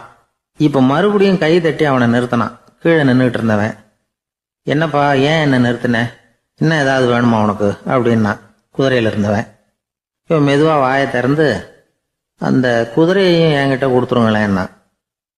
அந்த குதிரை வீரன் இப்போ ஒரு கணம் யோசனை பண்ணி பார்த்தான். உடனே என்ன பண்ணான் தெரியுமா? தன்கிட்ட இருந்த குதிரை சவுக்கை எடுத்தான். குதிரை சவுக்கால அந்த ஆளை வாங்குவாங்கன்னு வீசி தள்ளிவிட்டான். இவ்வளவு சவுக்கடியும் வாங்கிக்கிட்டு இந்த ஆள் என்ன பண்ணான் தெரியுமா? சிரிக்கிறான். அடி வாங்கிட்டு யாராவது சிரிப்பாங்களா? குதிரை வீரனுக்கு ஒன்றும் புரியல.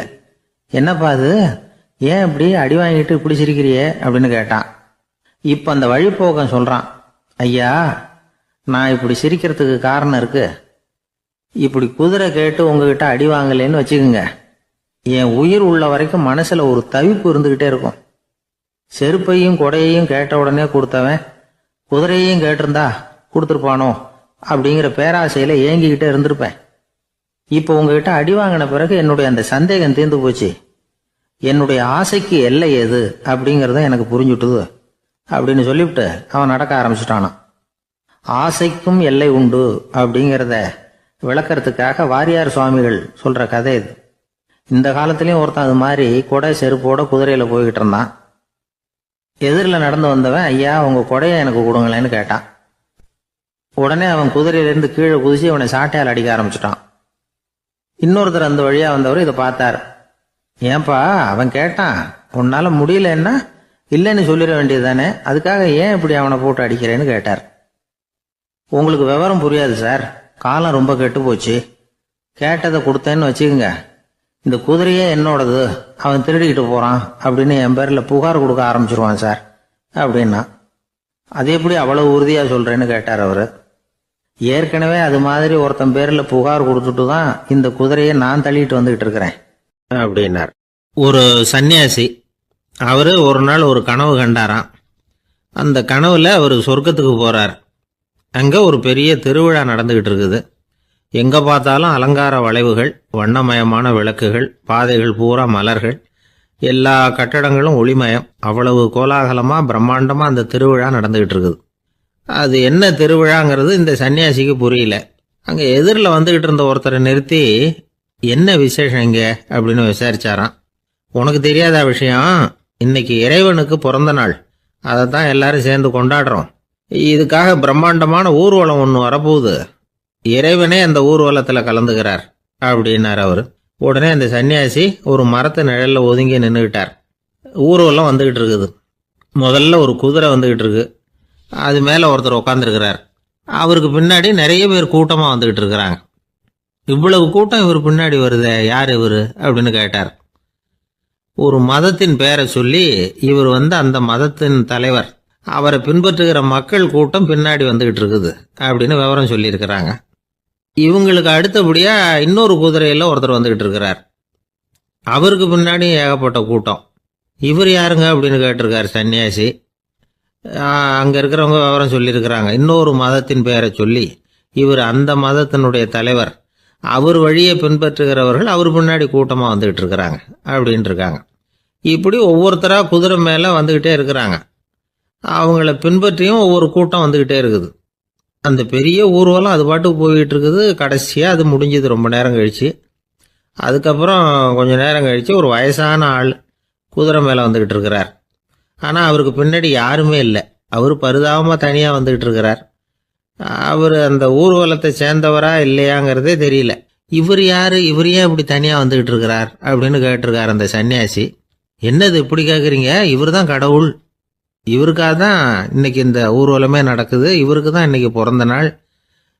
முன்னாடி போகிற ஊர்வலம் பூரா இவருடைய பிறந்த நாளை கொண்டாடுறதுக்காக தான் அப்படின்ட்டு இருக்காங்க. இதை கேட்டதும் அந்த சன்னியாசிக்கு திடுக்குன்னு தூக்கி போட்டிருக்கு. இது வரைக்கும் கனவு கண்டுகிட்டு இருந்தவர் முடிச்சுக்கிட்டார். அதுக்கப்புறம் தான் யோசிச்சு பார்த்துருக்கார். உண்மைதான், மக்கள் எல்லாரும் பக்தி மார்க்கத்தில் போகிறதா நினச்சிக்கிட்டு பாதை மாறி போயிட்டு இருக்கிறாங்க. கடவுளை பின்பற்றுவதாக நினைக்கிறாங்க பக்தர்கள். ஆனால் கடவுளுக்கு பின்னாடி யாருமே இல்லை. இன்னமும் இயல்பா இதை பற்றி யோசிச்சு பார்த்தா, உண்மைக்கு பின்னாடி தான் நான் போய்கிட்டு இருக்கேன் அப்படின்னு நிறைய பேர் சொல்கிறாங்க. ஆனால் அந்த உண்மை அனாதையாக போய்கிட்டு இருக்குது. அப்படி ஆயிட்டுது உலகம். இந்த காலத்துலேயும் ஒரு ஊர்வலம். ஒரு பெரிய மனுஷருக்கு பிறந்த நாள் விழா. அவர் குதிரை மேலே ஏறி முன்னாடி போயிட்டு இருக்கிறார். அவருக்கு பின்னாடி ஒரு 100 பேர் தொண்டர்கள் அவங்க பாட்டுக்கு போகிறாங்க. எல்லாம் பணம் கொடுத்து ஏற்பாடு பண்ணவங்க. எல்லாம் பணம் வாங்கிட்டு பின்னாடி போயிட்டு இருக்கிறாங்க. கொஞ்சம் தூரம் நடந்ததும் கால் வலிக்க ஆரம்பிச்சுட்டுது. ஒவ்வொருத்தரும் அப்படியே ஒதுங்க ஆரம்பிச்சுட்டாங்க. அதான் முன்னாடியே பணம் கிடைச்சிட்டுதே, இனிமேல் ஒதுங்கினா என்னன்னு ஒதுங்கிட்டாங்க. ஒரு கட்டத்தில் குதிரையில் போகிறவர் தற்செயலாக திரும்பி பார்க்குறாரு. பின்னாடி யாருமே இல்லை. எல்லாரும் ஓடி போயிட்டாங்க. ஒரே ஒரு ஆள் மட்டும் ரொம்ப விசுவாசமாக பின்னாடி நடந்து வந்துக்கிட்டு இருந்தான். ஏன்ப்பா நீ மட்டும் வந்துக்கிட்டு இருக்கிறியே, நீ வீட்டுக்கு போகலையான்னு கேட்டிருக்காரு அவர். நீங்கள் அந்த குதிரையையும் அதுக்குள்ள வாடகை பணத்தையும் கொடுத்துட்டீங்கன்னா நானும் போயிடுவேன் அப்படின்னு நானும். இந்த ஆள் ஒரு ஊரில் ஒருத்தர் இருந்தார். ரொம்ப நல்லவர். யாருக்காவது ஏதாவது கொடுத்துக்கிட்டே இருப்பார். கொடையாளி. தினமும் யாராவது ஒருத்தருக்கு ஏதாவது கொடுக்கலன்னா அவருக்கு தூக்கம் வராது. அப்படி ஒரு பழக்கம். அது மட்டும் இல்லை, அவர் கொடுக்கறது அடுத்தவங்களுக்கு தெரியாது. அவ்வளவு ரகசியமாக அதை கொடுப்பார். வலது கை கொடுக்கறது இடது கைக்கு தெரியக்கூடாதுன்னு சொல்லுவாங்கல்ல, அது மாதிரி அவர். ஒரு நாள் ராத்திரி அவர் ஏற்கனவே தயாராக கட்டி வச்சிருந்த பணம் முடிச்ச கையில் எடுத்துக்கிட்டு வீட்டை விட்டு வெளியில் வந்தார். தெருவில் இறங்கி நடந்தார். இன்னைக்கு யாருக்கு தர்மம் செய்யறது அப்படின்னு யோசனை பண்ணிட்டு இருட்டில் நடந்து வந்துகிட்டு இருக்கிறார். யாரோ ஒருத்தர் எதிரில் வர்றது மாதிரி தெரிஞ்சுது. உடனே அவர் கிட்ட போனார். தன்கிட்ட இருந்த பணம் முடிச்சு அவசரமாக அவர் கையில் திணிச்சுட்டு திரும்பி வந்துட்டார். அப்பாடா, ஒரு வழியாக யாருக்கும் தெரியாமல் இன்னைக்கு தர்மம் பண்ணியாச்சு அப்படிங்கிற மகிழ்ச்சி, மன நிறைவு அவர் முகத்தில். நிம்மதியாக தூங்கினார். அப்புறம் எழுந்திரிச்சார். மறுநாள் காலையில் ஊர் பூரா ஒரே பேச்சு. என்ன பேச்சுன்னா, நேற்று ராத்திரி ஒரு திருடன் கையில் யாரோ பணத்தை கொடுத்துட்டு போயிருக்கிறாங்க அப்படின்னு எல்லாரும் பேசிக்கிட்டு இருக்கிறாங்க. இதை கேள்விப்பட்டதும் அந்த பெரியவருக்கு ரொம்ப வருத்தமாக போச்சு. அடடா, போயும் ஒரு திருடனுக்காக உதவி பண்ணியிருக்கிறோம், பிரயோஜனம் இல்லாமல் போட்டுதே அப்படின்னு நினைச்சார். சரி, இன்னைக்கும் யாருக்காவது உதவி பண்ணணும் அப்படின்னு முடிவு பண்ணினார். ராத்திரி நேரம் வந்தது. இவர் வழக்கம் போல தெருவில் இறங்கி நடந்தார். கையில் பணம் முடிச்சு. எதிரில் ஒரு பெண் உருவம் மங்கலா தெரிஞ்சது. இவர் உடனே அந்த பெண்கிட்ட பணத்தை கொடுத்துட்டு திருப்தியாக திரும்பி வந்துட்டார். மறுநாள் காலையில் ஊர் பூரா என்ன பேசிக்கிட்டாங்க தெரியுமா? நேற்று ராத்திரி நெறி தவறி நடக்கிற ஒரு பெண்ணின் கையில் யாரோ பணத்தை வச்சுட்டு போயிருக்கிறாங்க அப்படின்னு எல்லாரும் பேசிக்கிறாங்க. அடடா, இன்னைக்கும் தவறுதலாக நடந்து போச்சு அப்படின்னு ஒரு வருத்தப்பட்டார். இருக்கட்டும், இன்னைக்கும் ஏதாவது தர்மம் பண்ணுவோம் அப்படின்னு நினச்சிக்கிட்டாரு. 3வது நாள் ராத்திரியும் புறப்பட்டார். இப்பவும் எதிரில் ஒருத்தர் வந்தார். இவர் பணத்தை கொடுத்தார், திரும்பி வந்துட்டார். மறுநாள் மக்கள் என்ன பேசிக்கிட்டாங்கன்னா, நேற்று ராத்திரி ஒரு செல்வந்தர் கையில் யாரோ பணத்தை கொடுத்துட்டு போயிருக்கிறாங்க அப்படின்னு பேசிக்கிட்டாங்களாம். அவருக்கு ரொம்ப வருத்தமாக போட்டுது. என்ன இது தினம் இப்படி ஆகிக்கிட்டு இருக்குதே அப்படின்னு நினச்சிக்கிட்டே படுத்து தூங்கினார். அன்னைக்கு ராத்திரி ஒரு கனவு. அந்த கனவுல இறைவன் வந்து சொன்னாராம், இதை பாருப்பா, நீ கொடுத்த தர்மம் வீணா போயிடல. உன்கிட்ட பணம் வாங்கின அந்த திருடன் திருந்திட்டான், அந்த பொண்ணும் திருந்திட்டா, அந்த செல்வந்தனும் கொடையாளி ஆயிட்டான், எல்லாருக்கும் உதவி பண்ண ஆரம்பிச்சுட்டான் அப்படின்னு சொன்னாராம். இந்த கதையை சொன்னவர் யாருன்னா நபிகள் நாயகம். இதுல உள்ள கருத்து என்னன்னா, நல்ல மனசோட தர்மம் பண்ணுனா அது வீணா போறதில்லை. இன்னொரு கருத்து, தர்மம் வந்து தன்னை மட்டுமல்ல அடுத்தவங்களையும் தீமையிலிருந்து காப்பாற்றும். இதுதான் நாம புரிஞ்சுக்க வேண்டியது. இந்த காலத்திலேயும் இது மாதிரி சில சம்பவங்கள் நடக்கிறது உண்டு. ஒரு பெரியவர் இருட்டில் நடந்து வந்துகிட்டு இருந்தாரு. எதிரில் வந்த ஒருத்தன் வலுக்கட்டாயமா இவர் கையை பிடிச்சி ஒரு பண முடிப்பை கொடுத்து வச்சுக்க சொல்லிவிட்டு விலகி போயிட்டான். பெரியவருக்கு ஆச்சரியம், இந்த காலத்திலையும் இப்படி வலது கை கொடுக்கறது இடது கைக்கு தெரியக்கூடாதுன்னு நினைக்கிற கொடையாளிகள் உண்டு போல இருக்கு அப்படின்னு யோசனை பண்ணிக்கிட்டே நடந்தார். கொஞ்சம் தூரம் போயிருப்பாரு. அதுக்குள்ள அதே ஆள் திரும்பி வந்தான். கொடுத்த பண முடிப்பை திருப்பி கொடுங்க அப்படின்னு கேட்டு வாங்கிட்டான். இவருக்கு ஒன்றும் புரியல. ஏன் இப்படி பண்றேன்னார். அது ஒன்றும் இல்லைங்க, கொஞ்ச நேரம் இதை உங்ககிட்ட கொடுத்து வச்சிருந்தேன், அவ்வளவுதான் அப்படின்னா. ஏன்னு கேட்டார். என்னை பின்னாடி போலீஸ் தேடிக்கிட்டு வந்துகிட்டு இருக்குது, அதுதான் அப்படி பண்ணேன், இப்போ போயிட்டுது, இனிமே ஒன்றும் பயம் இல்லை அப்படின்னு சொல்லிவிட்டு அவன் பாட்டுக்கு நடந்து போறான். அவர் ஒரு பெரிய குடும்பத்துல பிறந்தவர். இருக்கிற சொத்துக்கள் எல்லாத்தையும் வாரி வழங்கி விட்டு காட்டுக்கு புறப்பட்டார் தவம் செய்யறதுக்காக. இருந்தது பூராவும் கொடுத்துட்டார், இனிமே எதுவுமே இல்லை கொடுக்கறதுக்கு. அப்போ கடைசியா ஒருத்தன் வந்து கையை நீட்டினானா, ஐயா ஏதாவது கொடுங்கன்னு இருக்கான். அவர் பார்த்தார், கட்டி இருக்கிற வேட்டியை தவிர வேற எதுவுமே இல்லை. 8 முழம் பட்டு வேட்டி, ஜரிகை கரையோடு இருக்குது. கடைசியா அதை தான் எடுத்துக்கிட்டு அவர் புறப்பட்டு இருக்கார். அவர் பார்த்தார், எதிரில் அவன் பரிதாபமா நின்றுட்டு இருக்கிறான். அந்த 8 முழ வேட்டியை 2ஆ கிழிச்சார். 4 முழத்தை அவங்ககிட்ட கொடுத்தாரு. மீதி 4 முழத்தை தன்னுடைய இடுப்புல கட்டிட்டு அவர் காட்டுக்கு போயிட்டார். இவன் என்ன பண்ணான் தெரியுமா, கையில கிடைச்ச 4 முழத்தை எடுத்துக்கிட்டு கடை வீதிக்கு போனான். பழைய பட்டு வேட்டி ஜருகை இதையெல்லாம் விலைக்கு வாங்குற வணிகர் ஒருத்தர் இருக்கார், அவர்கிட்ட போனான். இதை விலைக்கு எடுத்துக்கிறீங்களா அப்படின்னு கேட்டிருக்கான். அவர் வாங்கி பார்த்துருக்கார். ஆஹா, இது ரொம்ப அருமையான வேட்டி, விலை உயர்ந்த ஜருகை, இது ஏது உனக்கு அப்படின்னு கேட்டாரான். அவன் நடந்தது சொல்லியிருக்கான். அப்படின்னா ஒன்று செய்ய, இந்த வேட்டியோட இன்னொரு பாதியையும் மெதுவாக வாங்கிட்டு வந்துரு, உனக்கு நிறைய பணம் தர்றேன் அப்படின்னாரான் அந்த வணிகர். இவன் கொஞ்சம் யோசனை பண்ணி பார்த்தான். கொஞ்சம் இருங்கத்த வந்துடுறேன் அப்படின்னு சொல்லிவிட்டு நேராக காட்டுக்கு போனான். அவர் எங்கே இருக்காருன்னு தேடி கண்டுபிடிச்சான். அவர் ஒரு இடத்துல தவக்கோலத்தில் இருக்கிறார். கட்டியிருந்த இடவேட்டியும் அவர் அறியாமல் நழுவி கீழே விழுந்து கிடக்குது. இவனுக்கு ரொம்ப வசதியாக போச்சு. அவரை கேட்க வேண்டிய அவசியமே இல்லை. மெதுவாக சத்தம் போடாமல் அடி மேலே அடி வச்சு நெருங்கினான். அவர் கண்ணை மூடிக்கிட்டு அவர் பாட்டு நின்றுட்டு இருக்கிறார். இவன் மெதுவாக போய் கீழே கிடந்த அந்த துணியை எடுத்துக்கிட்டு சத்தம் போடாமல் திரும்பி நடந்தான். ஒரு 2-3 அடி எடுத்து வச்சிருப்பான். அப்படி ஓட ஆரம்பிக்கிற சமயத்தில் அவன் காலில் கீழே கிடந்த முள்ளு ஒன்று நறுக்குன்னு தச்சு விட்டுது. வலி தாங்க முடியாமல் அம்மான்னு கத்தியிருக்கான். இந்த சத்தத்தினால கண்ணை மூடி நின்றுகிட்டு இருந்த அவரோட தவம் கலைஞ்சது. மெல்ல கண்ணை திறந்து பார்க்கிறார். தன் இடையில இருந்த வேட்டி அவன் கையில் இருக்கு. இப்போ அவர் நினைக்கிறார், என்ன நினைக்கிறாருன்னா, இந்த வேட்டி மீது நான் வைத்த ஆசை அல்லவா அவனை திருடனாக ஆக்கி விட்டது அப்படின்னு நினைச்சாராம். இந்த வேட்டி மேல நாம வச்ச ஆசை அவனை திருடும்படி ஆக்கிவிட்டதே அப்படின்னு நினைச்சாராம். இது எப்பேற்பட்ட மனநிலை அப்படிங்கிறத கொஞ்சம் யோசனை பண்ணி பாருங்க. தான் ஒரு பொருள் மேல வச்ச பற்று இன்னொரு மனிதன் திருடனாக ஆகிறதுக்கு காரணம் ஆயிட்டுதேன்னு நினைக்கிறார். அப்படி நினைச்ச அந்த பெரியவர் யார் தெரியுமா? அவர் தான் மகாவீரர். இழந்துட்டேங்கிறிய, நீ என்னத்தை கொண்டுகிட்டு வந்த எங்க இழந்துடுறதுக்கு? நீ என்னத்தை உண்டாக்குன இது அழிஞ்சுட்டுதுன்னு சொல்றதுக்கு? இதுதான் அவருடைய சிந்தனை. இன்றைக்கு நம்ம சிந்தனையெல்லாம் வேற மாதிரி இருக்குது. ஒருத்தன் நடுத்தருவில் உட்காந்து அழுதுகிட்டு இருந்தான். அந்த வழியா வந்தவர் ஒருத்தர், ஏன்பா அழறேன்னு கேட்டாராம். 5 ரூபா சார், இந்த இடத்துல விழுந்துட்டுது, ரொம்ப நேரமா தேடுறேன், கிடைக்காது போல இருக்கு அப்படின்னு சொல்லிவிட்டு அழறான். எப்போ தொலைஞ்சதுன்னு கேட்டாராம் அவரு. அது எனக்கு தெரியாது சார், பணத்தை தொலைச்சவன் தேடி பார்த்துட்டு போயிட்டான், நான் அவனுக்கு பின்னாடி தேட வந்தவன் அப்படின்னு நானா. இவன் நம்மள மாதிரி ஒரு ஆசாமி, அவன் நம்மள மாதிரியே கற்பனை பண்ணான். அதாவது நாம தான் இந்த உலகத்துல ரொம்பவும் கஷ்டப்படுறோம், மற்றவங்க எல்லாம் சந்தோஷமா இருக்கிறாங்க அப்படின்னு அவன் நினைச்சுக்கிட்டான். அவன் ஒரு நாள் கடவுளை வேண்டிக்கிட்டானா, சுவாமி, இந்த உலகத்துல எவ்வளவோ பேர் இருக்கிறாங்க, ஒவ்வொருத்தருக்கும் ஒவ்வொரு விதமான கஷ்டம் இருக்கலாம், ஒத்துக்கிறேன், இருந்தாலும் எனக்கு அது கொஞ்சம் அதிகமா இருக்கிறது மாதிரி தெரியுது, அதனால நீங்க எனக்காக ஒரு சின்ன உதவி செஞ்சா போதும்.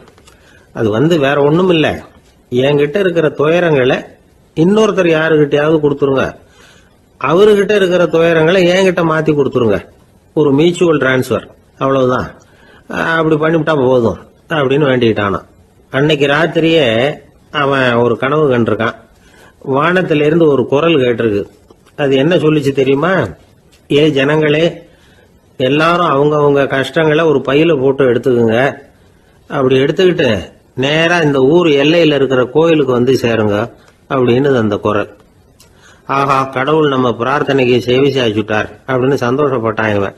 உடனே என்ன பண்ணா, தன்கிட்ட இருந்த கஷ்டத்தையெல்லாம் ஒரு சாக்கு பையில போட்டு எடுத்துக்கிட்டான். வீட்டை விட்டு வெளியில வந்தான். தெருவில் இறங்கி நடக்கிறான். அங்க பார்த்தா ஏகப்பட்ட பேர் ஆளுக்கு ஒரு பைய தூக்கிக்கிட்டு கோயிலுக்கு போயிட்டு இருக்கிறாங்க. சில பேர் மூட்டையா கட்டி தலையில சுமந்துக்கிட்டு போயிட்டு இருக்கிறாங்க. இவன் பார்த்தான். இவனுக்கு ரொம்ப ஆச்சரியமா இருந்தது. ஏன்னா எல்லாரும் வச்சிருக்கிற பைய இவன் பைய விட பெருசா இருந்தது. இவன் பை தான் இருக்கிறதுலயே கொஞ்சம் சின்னதா தெரிஞ்சது. இப்ப அவன் மறுபடியும் சாமியை வேண்டிக்கிட்டான், கடவுளே, இப்ப உள்ள சூழ்நிலையை கவனிச்சா என்கிட்ட இருக்கிற பைய பரவாயில்லன்னு தோணுது, அதனால வேற பைய எதையும் மாத்த வேணாம், இதுவே பரவாயில்ல, இந்த பையோட திரும்பி வீட்டுக்கு போனா போதும்னு நினைக்கிறேன் அப்படின்னு ஏதோ நினைக்க ஆரம்பிச்சுட்டான் அவன். எல்லாரும் கோயிலுக்கு போய் சேர்ந்தாங்க. கோயில்ல அந்த குரல் மறுபடியும் கேட்டுது.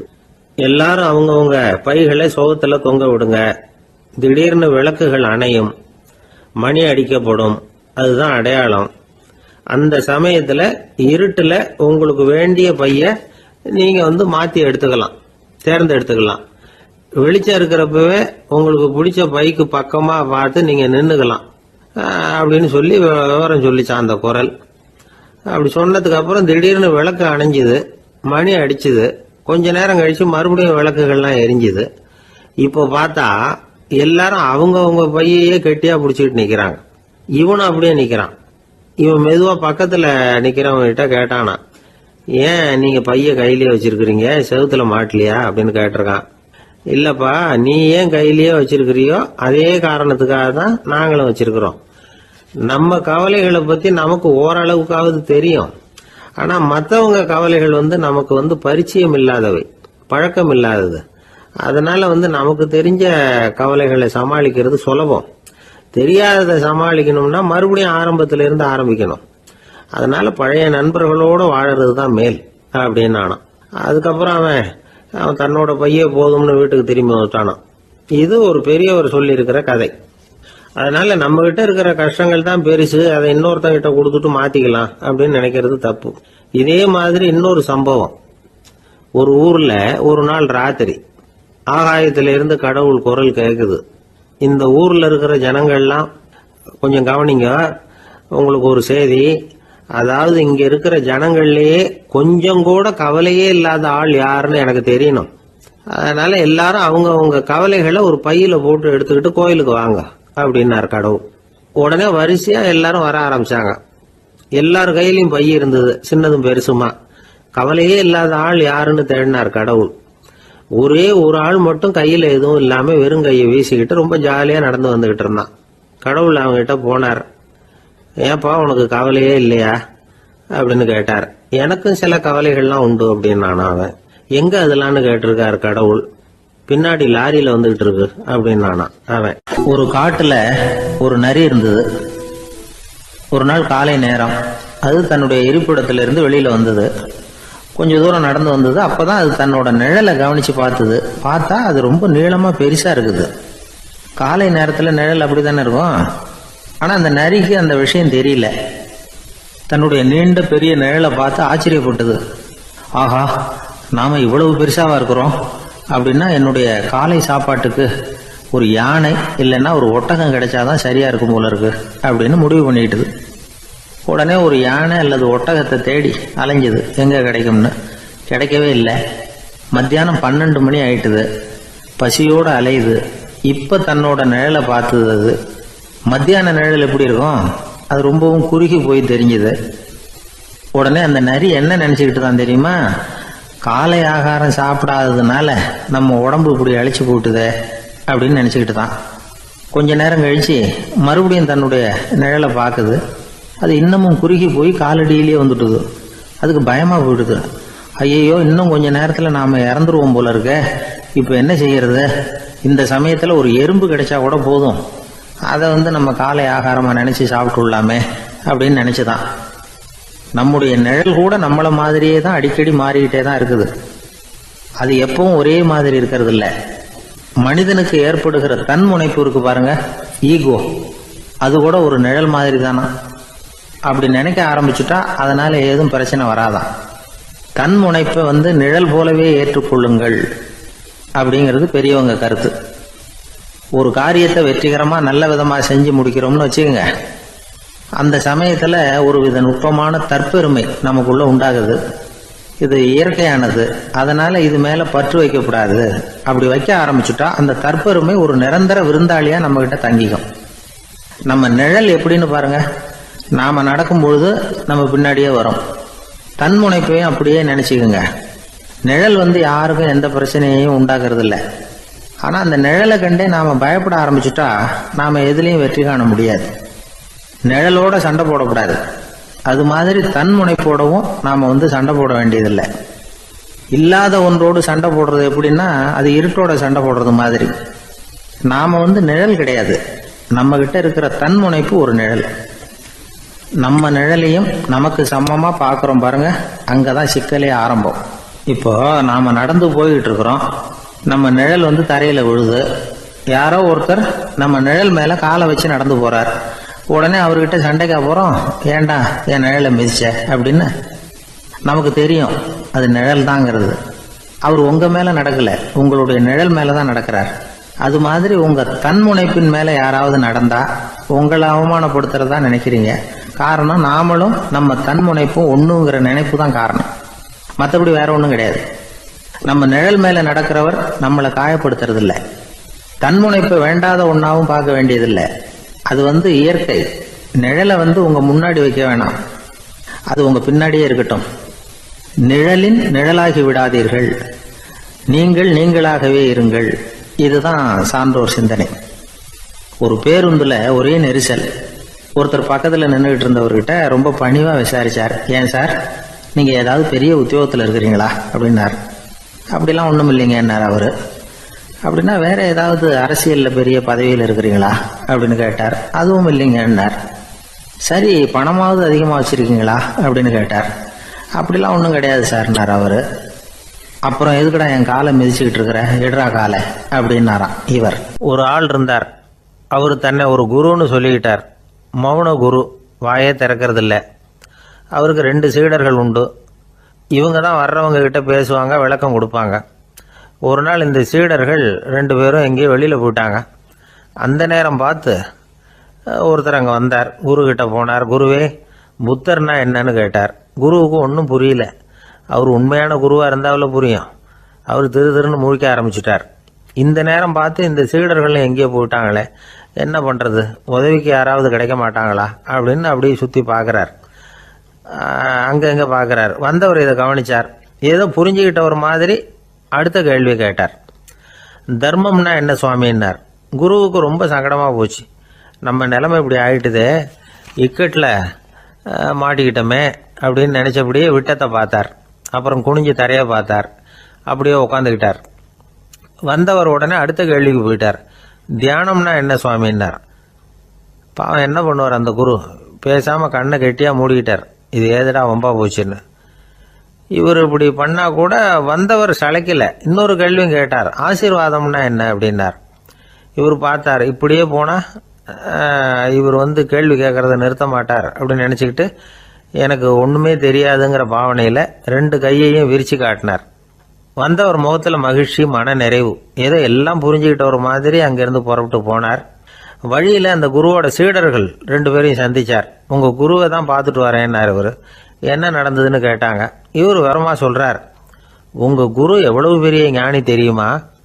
புத்தர்னா என்னன்னு கேட்டேன். அதுக்கு அவர் அப்படியும் இப்படியும் பார்த்தார். அதுக்கு என்ன அர்த்தம் தெரியுமா?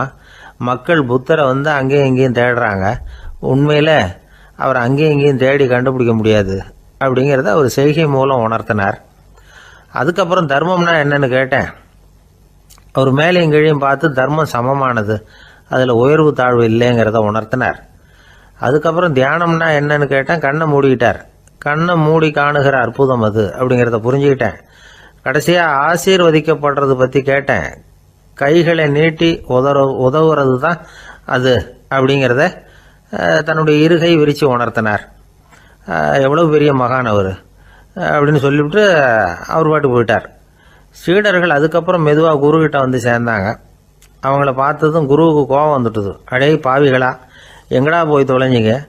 நான் ஒரு ஆளுகிட்ட மாட்டிக்கிட்டு என்ன பாடுபட்டிருக்கேன்னு தெரியுமான்னார்.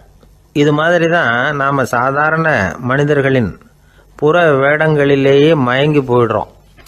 அவங்க பேச்சு, செய்கை, பார்வை இதிலெல்லாம் ஏதோ பெரிய தத்துவம் இருக்கிறதாக நினச்சிக்கிறோம். உண்மையிலேயே அந்த தத்துவங்கள் யாருக்கு சொந்தம்?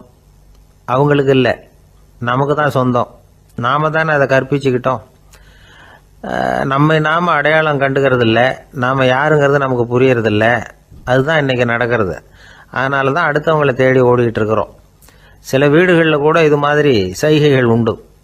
சில குடும்ப தலைவர்கள் தினமும் காலையில் கண்ணை கெட்டியாக மூடிக்கிட்டு கை 2ஐயும் சுத்தமாக விரித்து வச்சுக்கிட்டே உட்காந்து தியானம் பண்ணுறது வழக்கம். எதுக்காக அப்படி பண்ணுறீங்கன்னு ஒருத்தரை பார்த்து கேட்டேன். இந்த மாதம் வாங்கின சம்பளம் பூரா தீர்ந்து போச்சு, இனிமேல் என் கையில் சுத்தமாக ஒன்றும் இல்லை, புதுசாக எதுவும் செலவு வச்சுடாதே அப்படிங்கிறத அப்படி உள்ளங்கை 2ஐயும் விரித்து காட்டி அவங்களுக்கு உணர்த்துறேன் அப்படின்னார். எனக்கு வாழ்க்கையில் ஒரே ஒரு ஆசை தான் சார் அப்படின்னார் ஒருத்தர். அது என்னன்னு கேட்டேன். ஆசைகளை ஒழிச்சுடணுங்கிறது தான் என்னோட ஆசை அப்படின்னார். இப்படி ஆசைகளை ஒழிக்க வேண்டும் அப்படிங்கிறதையே ஒரு ஆசையாக கொள்வது அபத்தம் அப்படிங்கிறார் ஒரு பெரியவர். இது மாதிரி ஆசைகளை ஒழிக்க ஆசைப்பட்டா அந்த நோக்கம் நிறைவேறாதான். அந்த முயற்சியால் புதுசாக சில துன்பங்கள் தான் சேருமா. அதில் புதுசாக ஒரு ஆசை தலை தூக்கும் அப்படிங்கிறார் அவர். ஆசைகளை தானாக விழ வச்சுடலாம். அதுக்கு வழி என்ன தெரியுமா? எந்த ஒரு ஆசையையுமே பூரணமாக நிறைவேற்றி கொள்ள முடியாதுங்கிறத உணரணும். அதை உணர்ந்தா ஆசைகள் தானாக விழுந்துடும். அதை விட்டுட்டு ஆசைகளை விட்டுடணுங்கிறதையே ஒரு ஆசையாக வச்சுக்கிட்டு அதுக்காக கடுமையாக முயற்சிகளையும் செஞ்சுக்கிட்டு நான் ஆசைகளை விட்டுட்டு ஞானோதயம் அடையிறதுக்கு கடுமையாக முயற்சி பண்ணிகிட்டு இருக்கிறேன் சார் அப்படின்னு சொல்லிக்கிட்டு இருந்தால் எந்த காலத்துலேயும் ஞானோதயம் வரப்போகிறதில்ல. அதுக்கு பதிலாக துன்பந்தான் சேரும் அப்படிங்கிறது அவரோட கருத்து. எந்த ஒரு ஆசையையும் பூரணமாக நிறைவேற்றி கொள்ள முடியாது அப்படிங்கிறத உணரணும். ஒரு ராஜா, அவர் மனசில் அமைதி இல்லை, எப்பவும் கஷ்டப்பட்டுக்கிட்டே இருந்தார்.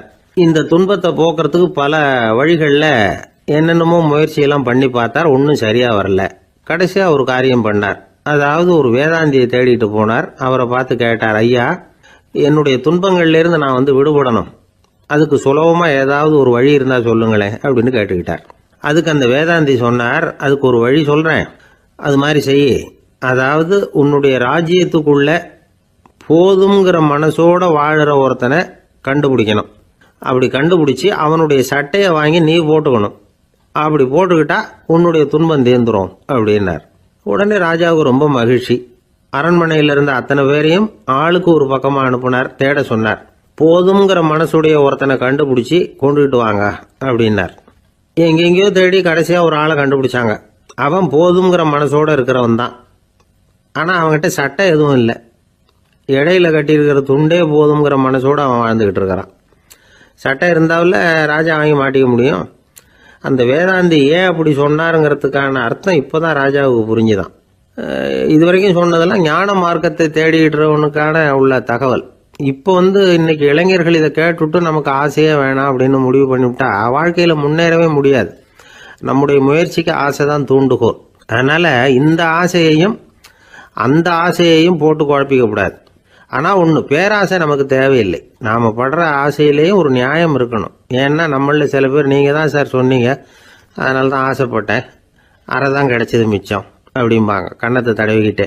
அதனால் இப்போல்லாம் எந்த தகவலை சொன்னாலும் ரொம்ப எச்சரிக்கையாக இருக்க வேண்டியிருக்குது. ஒரு ஆள் ஒரு கடை வச்சு வியாபாரம் பண்ணிகிட்டு இருந்தான். அவனுக்கு ரொம்ப பேராசை, நிறைய பணம் சேர்க்கணும்னு. திடீர்னு ஒரு நாள் அவனுக்கு உடம்பு ரொம்ப சுகம் இல்லாமல் போயிட்டுது. இனிமேல் பிழைக்கிறது கஷ்டங்கிற நிலைமை. மரணப்படுகையில் இருக்கிறான். சொந்தக்காரங்கள்லாம் சுற்றி உட்காந்துருக்குறாங்க. இவன் மெதுவாக கண்ணை திறந்து பார்க்குறான். என் வீட்டுக்காரி எங்கேன்னா, இதோ இருக்கேன் அப்படின்னாங்க அந்த அம்மா. பசங்கள்லாம் எங்கேங்கிறான், இதோ பக்கத்தில் தான் நின்றுட்டு இருக்கிறோங்கிறாங்க. பொண்ணுங்க எங்கேங்கிறான், எல்லாம் இங்கே தான் இருக்கிறோம் அப்படிங்கிறாங்க. எல்லாம் இங்கே தான் பக்கத்தில் தான் இருக்கோம், நீங்கள் கவலைப்படாதீங்கன்னு சொல்கிறாங்க எல்லாம். அவன் மெதுவாக கஷ்டப்பட்டு வாயை திறந்து, அட பாவிங்களா, எல்லாரும் இங்கே இருந்தால் அங்கே கடையை யார் கவனிக்கிறது அப்படின்னானா. ராமகிருஷ்ணர் வாழ்ந்த காலத்தில் நடந்த ஒரு நிகழ்ச்சி இது. அப்போ ஒரு ஓவியர் இருந்தாராம். அவருக்கு ஒரு ஆசை, ராமகிருஷ்ணர் படத்தை வரையணும், அதை அவர்கிட்டயே கொண்டுட்டு போய் காட்டி அபிப்பிராயம் கேட்கணும். இதுதான் அந்த ஓவியரின் ஆசை. உடனே ராமகிருஷ்ணர் படத்தை வரைஞ்சி முடித்தார். அதை எடுத்துக்கிட்டு போனார்.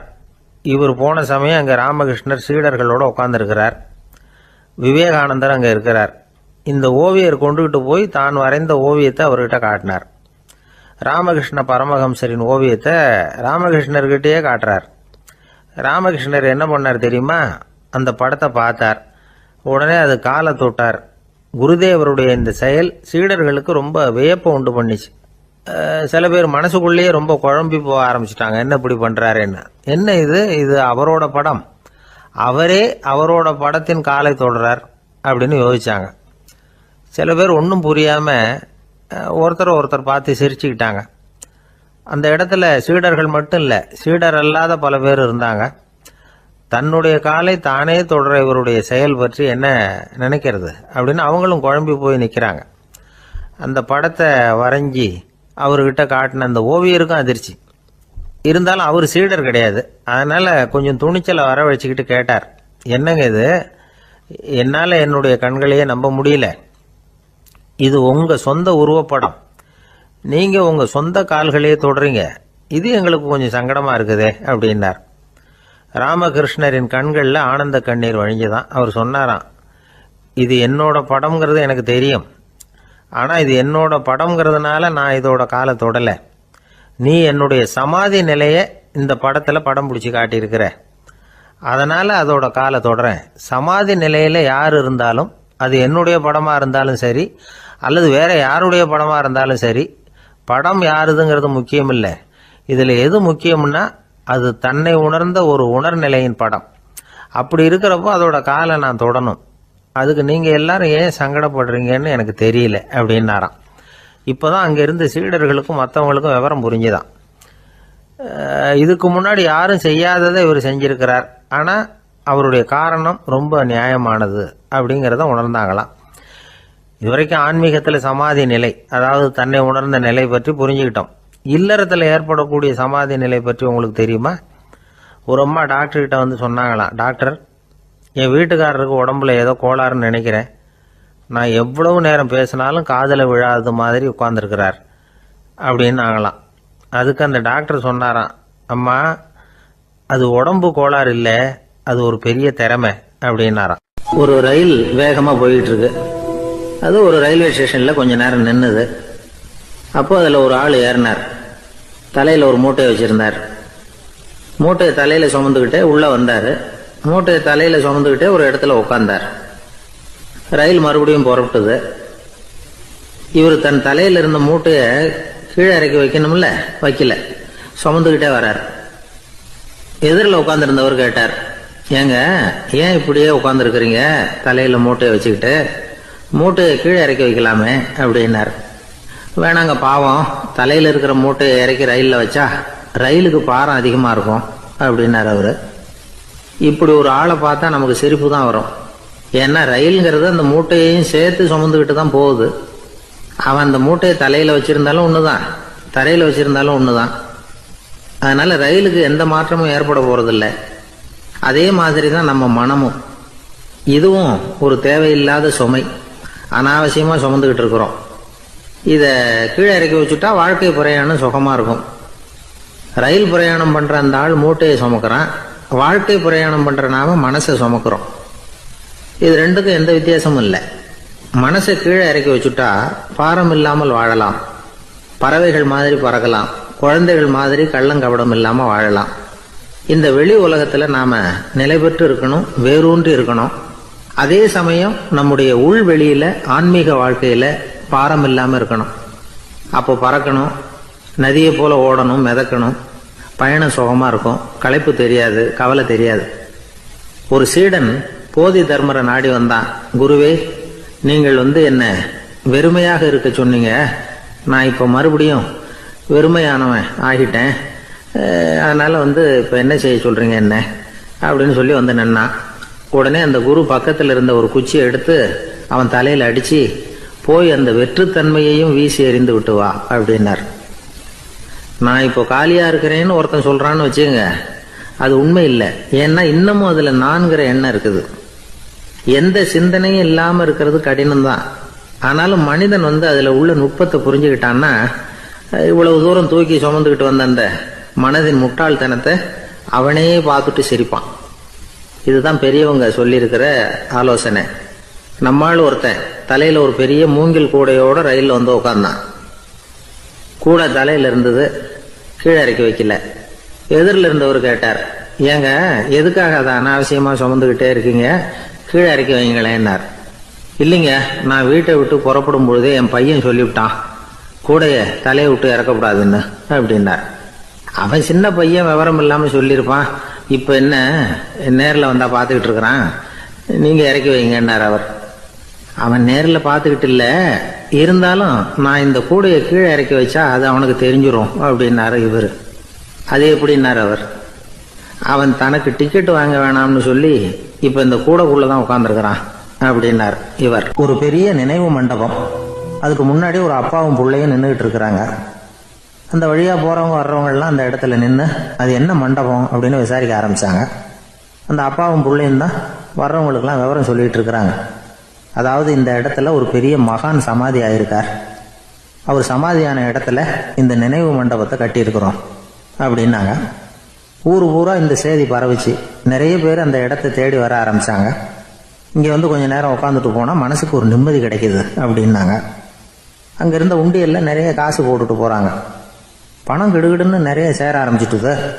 பணம் நிறைய சேர்ந்த உடனே அந்த அப்பாவுக்கும் பிள்ளைக்கும் தகராறு வந்துட்டுது. பணம் சேர்ந்தாலே சொத்து தகராறு வரத்தானே செய்யும், அது மாதிரி வந்துட்டுது. பையன் அடிக்கடி நிறைய பணம் கேட்க ஆரம்பிச்சான். அப்பா பார்த்தார், யோசனை பண்ணார், ஒரு முடிவுக்கு வந்தார். ஒரு நாள் பையனை கூப்பிட்டார், இதை பாருப்பா, நமக்குள்ள தகராறு வேணாம், அப்பாவும் பிள்ளையும் இப்படி சண்டை போட்டுக்கிட்டா பார்க்குறவங்க தப்பா நினைப்பாங்க, அதனால நமக்குள்ள சமரசமா இதை தீர்த்துக்குவோம், என்ன சொல்ற அப்படின்னார் அப்பா. சரி நான் பையன். உடனே அந்த அப்பா என்ன பண்ணார் தெரியுமா, மகன்கிட்ட கொஞ்சம் பணத்தை கொடுத்தார், தன்கிட்ட இருந்த ஒரு கழுதையையும் கொடுத்தார். இதை வச்சு நீ பொழைச்சிக்கோ அப்படின்னு சொல்லி அனுப்பி வச்சுட்டார். மகன் அந்த கழுதையை இழுத்துக்கிட்டு அடுத்த ஊருக்கு போனான். வழியிலேயே அந்த கழுதை செத்து போச்சு. உடனே என்ன பண்ணலாம்னு யோசனை பண்ணான். ஒரு ஐடியா வந்தது. அந்த கழுதைய ஒரு சாலை ஓரமா புதைச்சான். கையில் இருந்த பணத்தை வச்சு அந்த இடத்துல ஒரு கல் மண்டபம் கட்டினான். அந்த வழியா 2 பேர் வந்தாங்க. இது என்ன மண்டபம்னு விசாரிச்சாங்க. இந்த இடத்துல ஒரு பெரிய மகான் சமாதி ஆயிருக்கிறார் அப்படின்னா. இந்த செய்தி ஊர் பூரா பரவ ஆரம்பிச்சுட்டுது. நிறைய பேர் வந்து போக ஆரம்பிச்சாங்க. இங்க வந்தா மனசுக்கு ஒரு பெரிய நிம்மதி கிடைக்குது அப்படின்னு வேற சொல்ல ஆரம்பிச்சாங்க. வர வர கூட்டம் அதிகமா வர ஆரம்பிச்சுட்டுது. உண்டியல்ல பணம் நிறைய சேர்ந்துட்டுது. நகையெல்லாம் கூட கழட்டி காணிக்கையா போட ஆரம்பிச்சுட்டாங்க. அப்பாவை விட மகன் பெரிய ஆளாயிட்டான். இதை கேள்விப்பட்டார் அப்பா. பையனை பார்த்துட்டு வரலாம்னு ஒரு நாள் புறப்பட்டு வந்தார். பையன் ஓஹோன்னு இருக்கிறான். பங்களா, காரு எல்லாம் வந்துட்டுது. எப்படிடா இந்த அளவுக்கு ஆனே அப்படின்னு விசாரிச்சார். அப்பா, எல்லாம் உங்க ஆசீர்வாதம் தான், நீங்க கொடுத்த மூலதனத்தை வச்சுதான் இவ்வளவும் சம்பாதிச்சேன் அப்படின்னு நான் பையன். அது எப்படிறான்னு விசாரிச்சார். அப்பா, நீங்க ஒரு கழுத குட்டியும் கொஞ்சம் பணமும் என்கிட்ட கொடுத்து அனுப்பி வச்சிங்க, அதை எடுத்துக்கிட்டு வந்தேன். வர்ற வழியில் அந்த கழுதை செத்து போச்சு. உடனே யோசனை பண்ணேன், அந்த கழுதையை இந்த இடத்துல புதைச்சேன். கையில் இருந்த பணத்தை வச்சு மண்டபம் கட்டினேன். மகான் ஒருத்தர் சமாதி ஆயிருக்கார் அப்படின்னு வதந்தியை கிளப்பி விட்டேன். ஜனங்கள்லாம் ஏமாந்து போய் காசை கொண்டாந்து போட ஆரம்பிச்சிட்டாங்க. நான் பொழைச்சிக்கிட்டு இருக்கிறேன் அப்படின்னா. இப்போதான்டா நீ என் புள்ள அப்படின்னு சொல்லி சந்தோஷப்பட்டாரான் அந்த அப்பா. ஏன் அப்படி சொல்றீங்கன்னு கேட்டிருக்கான் பையன். கழுத குட்டியை புதைச்சி மண்டபம் கட்டி இருக்கிற நீ ஏற்கனவே நம்ம ஊரில் நாம் கட்டியிருக்கிறோமே மண்டபம், அது இந்த கழுதையோட அம்மாவை புதைச்ச இடம். மகான் சமாதி ஆயிருக்காருன்னு நானும் சும்மா கப்ஸா தான் விட்டுக்கிட்டு இருக்கேன் அப்படின்னாராம் அப்பா. முட்டாள் ஜனங்களை நினைச்சு அந்த 2 பேரும் சத்தம் போட்டு சிரிச்சாங்களாம். மனுஷன் ஏமாத்துறது ரொம்ப சுலபம். என் கூட படிச்ச ஒருத்தன் திடீர்னு ஒரு நாள் எல்லாருக்கும் அருள் வாக்கு சொல்ல ஆரம்பிச்சுட்டான். அவன் ஒரு ஆபீஸ்லயும் வேலை பார்க்கறான். ஆபீஸில் உள்ளவங்கெல்லாம் அவங்ககிட்ட வந்து அருள் வாக்கு கேட்கறது வழக்கம். ஒரு நாள் நான் அவன் முன்னாடி போய் உட்காந்து பேசிக்கிட்டு இருந்தேன். அப்போ அதே ஆபீஸில் வேலை பார்க்குற ஒருத்தர் அவங்ககிட்ட வந்து, சுவாமி, என் மேஜையில் வச்சிருந்த பேனா திடீர்னு காணாமல் போட்டுது, அது திரும்ப கிடைக்குமா எனக்கு அப்படின்னு கேட்டார். இவன் கண்ணை உருட்டி பார்த்துட்டு, அது உனக்கு கிடைக்காது, புதுசாக வேற ஒன்று வாங்கிக்கப்போ